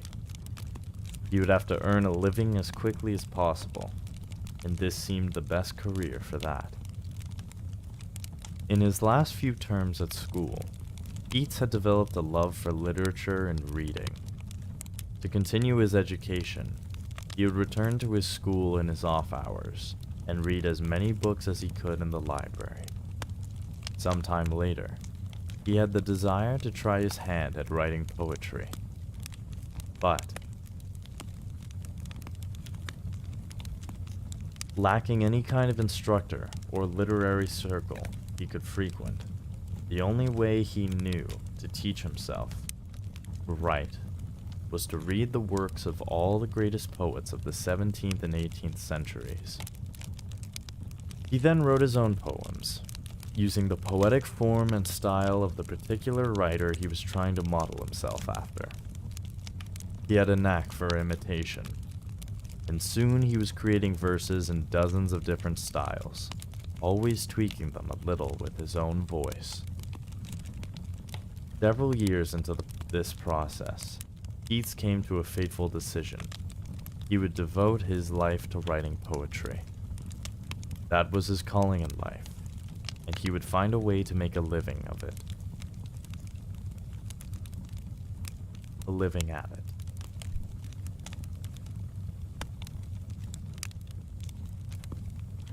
He had a knack.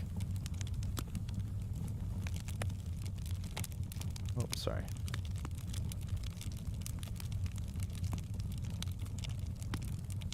To complete the rigorous apprenticeship he had already put himself through, he decided that what he needed was to write a very long poem, precisely 4,000 lines.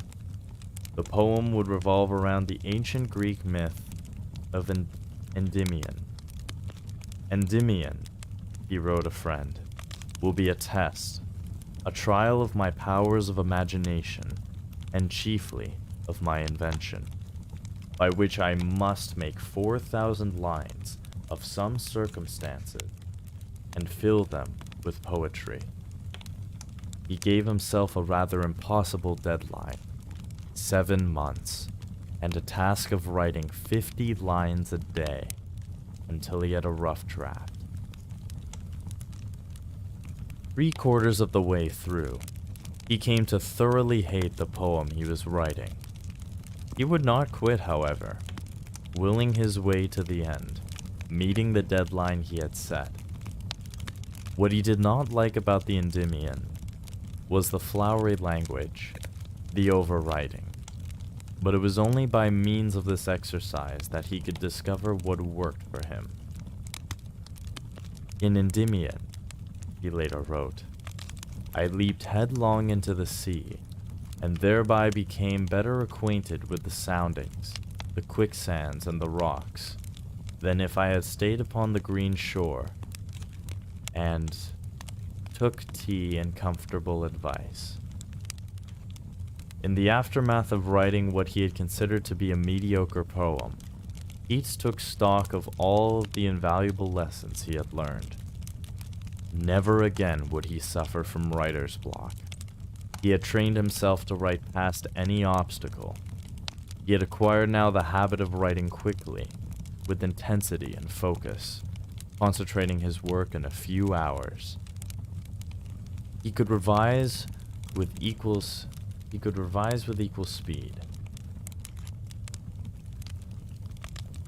He had learned that it was in the actual writing of the poem that the best ideas would often come to him, and that he had to boldly keep writing, or he would miss such discoveries. Most important of all, as a counterexample to Endymion, he had hit upon a style that had suited him. Ugh. Language is compact and dense with imagery as language. Ugh, sorry. Let me try that again. Language as compact and dense with imagery as possible, with not a single wasted line.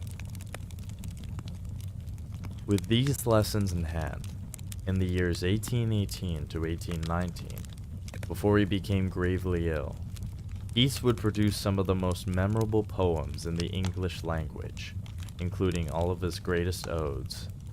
This added up to perhaps the most productive 2 years of writing in the history of Western literature.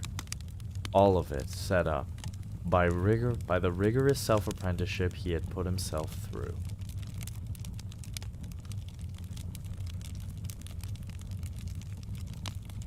Alright, we've got about 10 minutes left. By nature, we humans shrink from anything that seems possibly painful or overtly difficult. We bring this natural tendency to our practice of any skill. Once we grow adept at some aspect of this skill, generally one that comes more easily to us, we prefer to practice this element over and over. Our skill becomes lopsided as we avoid our weaknesses, knowing that in our practice, we can let our guard down, since we are not being watched or under pressure to perform. We bring to this a kind of dispersed attention. We tend to also be quite conventional in our practice routines. We generally follow what others have done, performing the accepted exercises for these skills. This is the path of amateurs. To attain mastery, you must adopt what we shall call resistance practice. The principle is simple. You go in the opposite direction of all your natural tendencies when it comes to practice. First, you resist the temptation to be nice to yourself. You become your own worst critic. You see your work as if through the eyes of others. You recognize your weaknesses, precisely the elements you are not good at. Those are the aspects. Excuse me. Those are the aspects you give precedence to in your practice. You find a kind of perverse pleasure in moving past the pain this might bring. Second, you resist the lure of easing up on your focus. You train yourself to concentrate and practice with double the intensity, as if it were the real thing times 2. In devising your own routines, you become as creative as possible. You invent exercises that work upon your weaknesses. You give yourself arbitrary deadlines to meet certain standards, constantly pushing yourself past perceived limits. In this way, you develop your own standards for excellence, generally higher than those of others. In the end, your 5 hours of intense, focused work are the equivalent of 10 for most people. Soon enough, you will see the results of such practice, and others will marvel at the apparent ease in which you accomplish your deeds.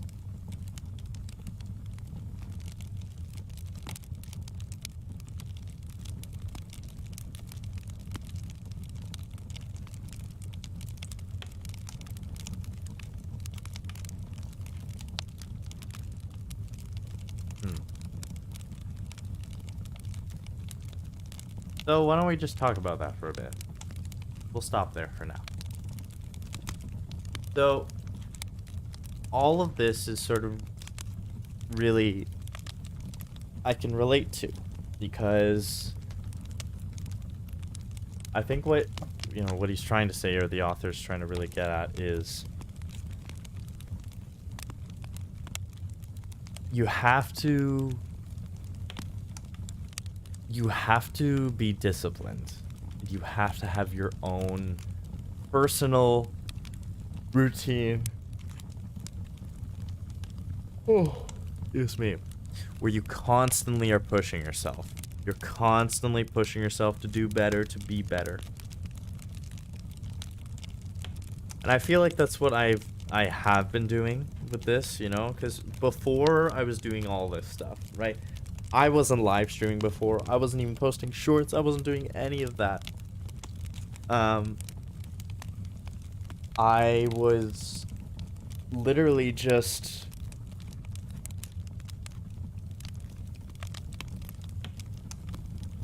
practicing an hour a day. But then I talked to some of my friends about it, and they said, hey, why don't you try streaming and posting on social media? And I said, you know what? That's a good idea. It's something so simple that I hadn't thought about that they just brought up. It was like, yeah, why not? And so this is where this whole journey has started from. I mean, we're on part 19. Tomorrow will be part 20. How crazy is that?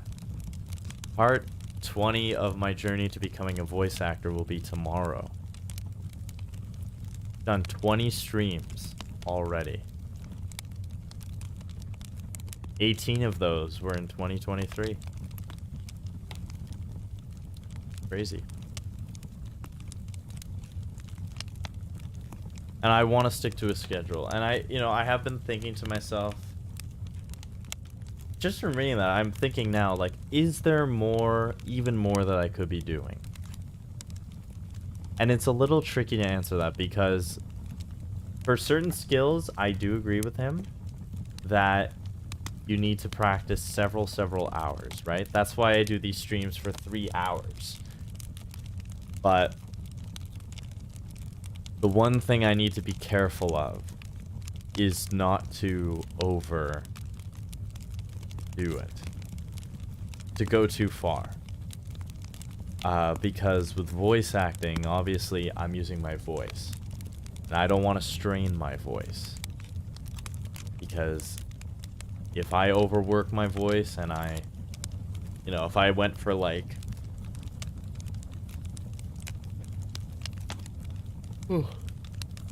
5 hours, it'd be too much. Maybe I could do an extra hour. Maybe. But at the same time, when I do eventually get a job, or a new job, I should say, I need to be realistic with that. You know, unless this takes off, which I'm not expecting it to. I have been doing well with the shorts, and I appreciate everybody that has been checking that out greatly. I really do appreciate it. The channel is at over 70,000 views. 70,000. That's crazy to me. We're almost like not that far off from 100. Not far off at all. And yeah, this has been a crazy month. Crazy that I've gotten this, over 70,000 views and almost 100 subscribers in just 1 month. Just a little over a month.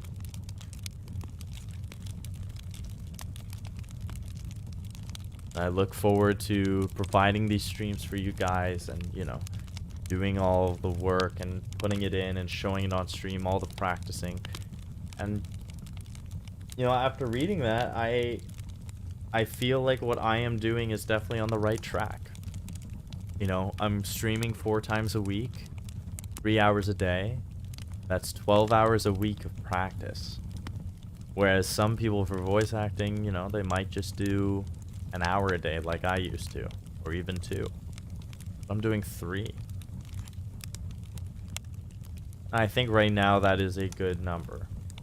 Because there are times where I feel like I am a little resistant to do a stream. I'm like, oh, I gotta wake up, I gotta do this. But then as soon as I get here in the room, in the studio, and I turn on the camera, and I turn everything on, I'm like, okay, it's go time. Yeah, we could sleep in, but too fucking bad. It's go time. So that's what I've been doing, and I'm gonna keep doing that. I'm still debating whether or not I want to do 4-hour streams or not, because even though it's an extra hour, yeah, I could do an extra hour of reading, but need to be careful. Have to take care of my voice. Be careful not to strain it, because then the next day if I practice and my voice is strained, that's a whole 3 hours gone of practice. So yeah. We're getting close to the end here, so oh,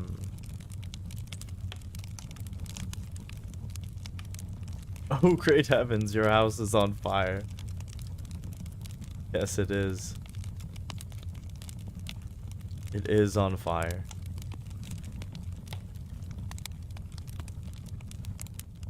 Weird, why isn't it showing on here?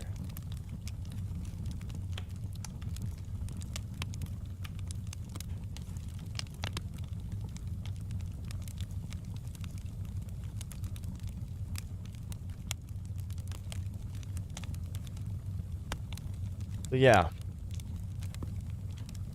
that's what's up with that. Is there anything else? I'm trying to think.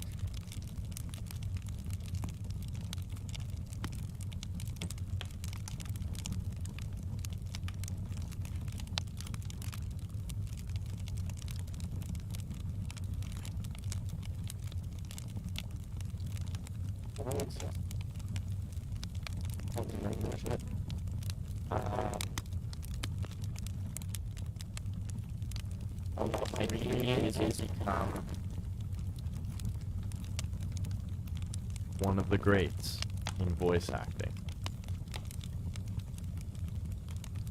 And I can see myself being a great voice actor. But I know it's going to take more time, more practice, more diligence, and more pursuit of overcoming resistance. I guess another example is, you know, when there's times where I'm doing a bunch of takes, like that Metal Gear Rising. I spent 2 hours on trying to get that script down. And I couldn't get it, right? I couldn't get it. I couldn't figure it out. I was upset. I was like, fuck, like I can't get this voice down. I'm messing up again and again and again. But you know what? I said to myself, I'm like, okay, look. You love this game. Yes, this is a hard scene, but so what? That means that it's something you should be doing. Because it's difficult. If it was easy, then, oh, I'd be like, oh, yeah, cool, okay, guys, all set, done.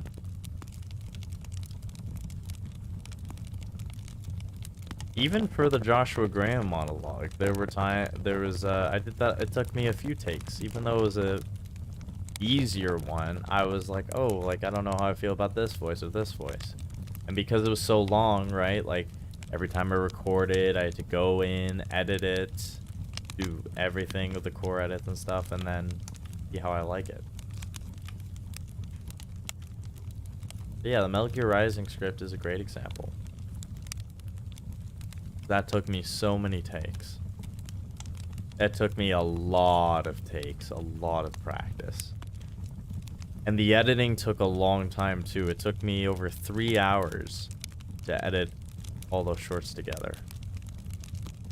More than 3 hours to put it together. It was a pain. But the result is excellent, and I cannot wait for you guys to see that, because it's gonna be good. And I'm probably gonna do more stuff from Metal Gear Rising. So the plan for tomorrow, we will record that video from Arkham Knight, Batman and Scarecrow, and then we will start practicing a new script. We'll do probably, oh yeah, we'll do another scene from Metal Gear Rising. I just thought of it. And then we'll read some more from the book. Yeah, that's the plan. So I want to take this moment right now to thank everybody that tuned into the stream today. I hope you all, again, had a wonderful New Year's and holidays with Christmas and all that fun stuff. And please do check out, if you haven't seen it already, the latest part of the Joshua Graham monologue from Fallout New Vegas. It is out on all my socials, so you can check it out on YouTube here on my channel if you go look. Also as an FYI, for anybody that watches this later or tunes into it, all of my shorts, when they are posted, they're not notified to my subscribers. So you have to go to my channel to see them, but I promise you they are there. If you do want to get notified, I highly suggest you check out my Instagram. You can find that through my YouTube. It's Voice O Steven. That's voice letter O Steven. And it's the same exact thing on TikTok. Voice O Steven. So yeah, go check that out when you get a chance. And thank you so much, guys, for tuning in. I hope you all have a great rest of your day. Take care.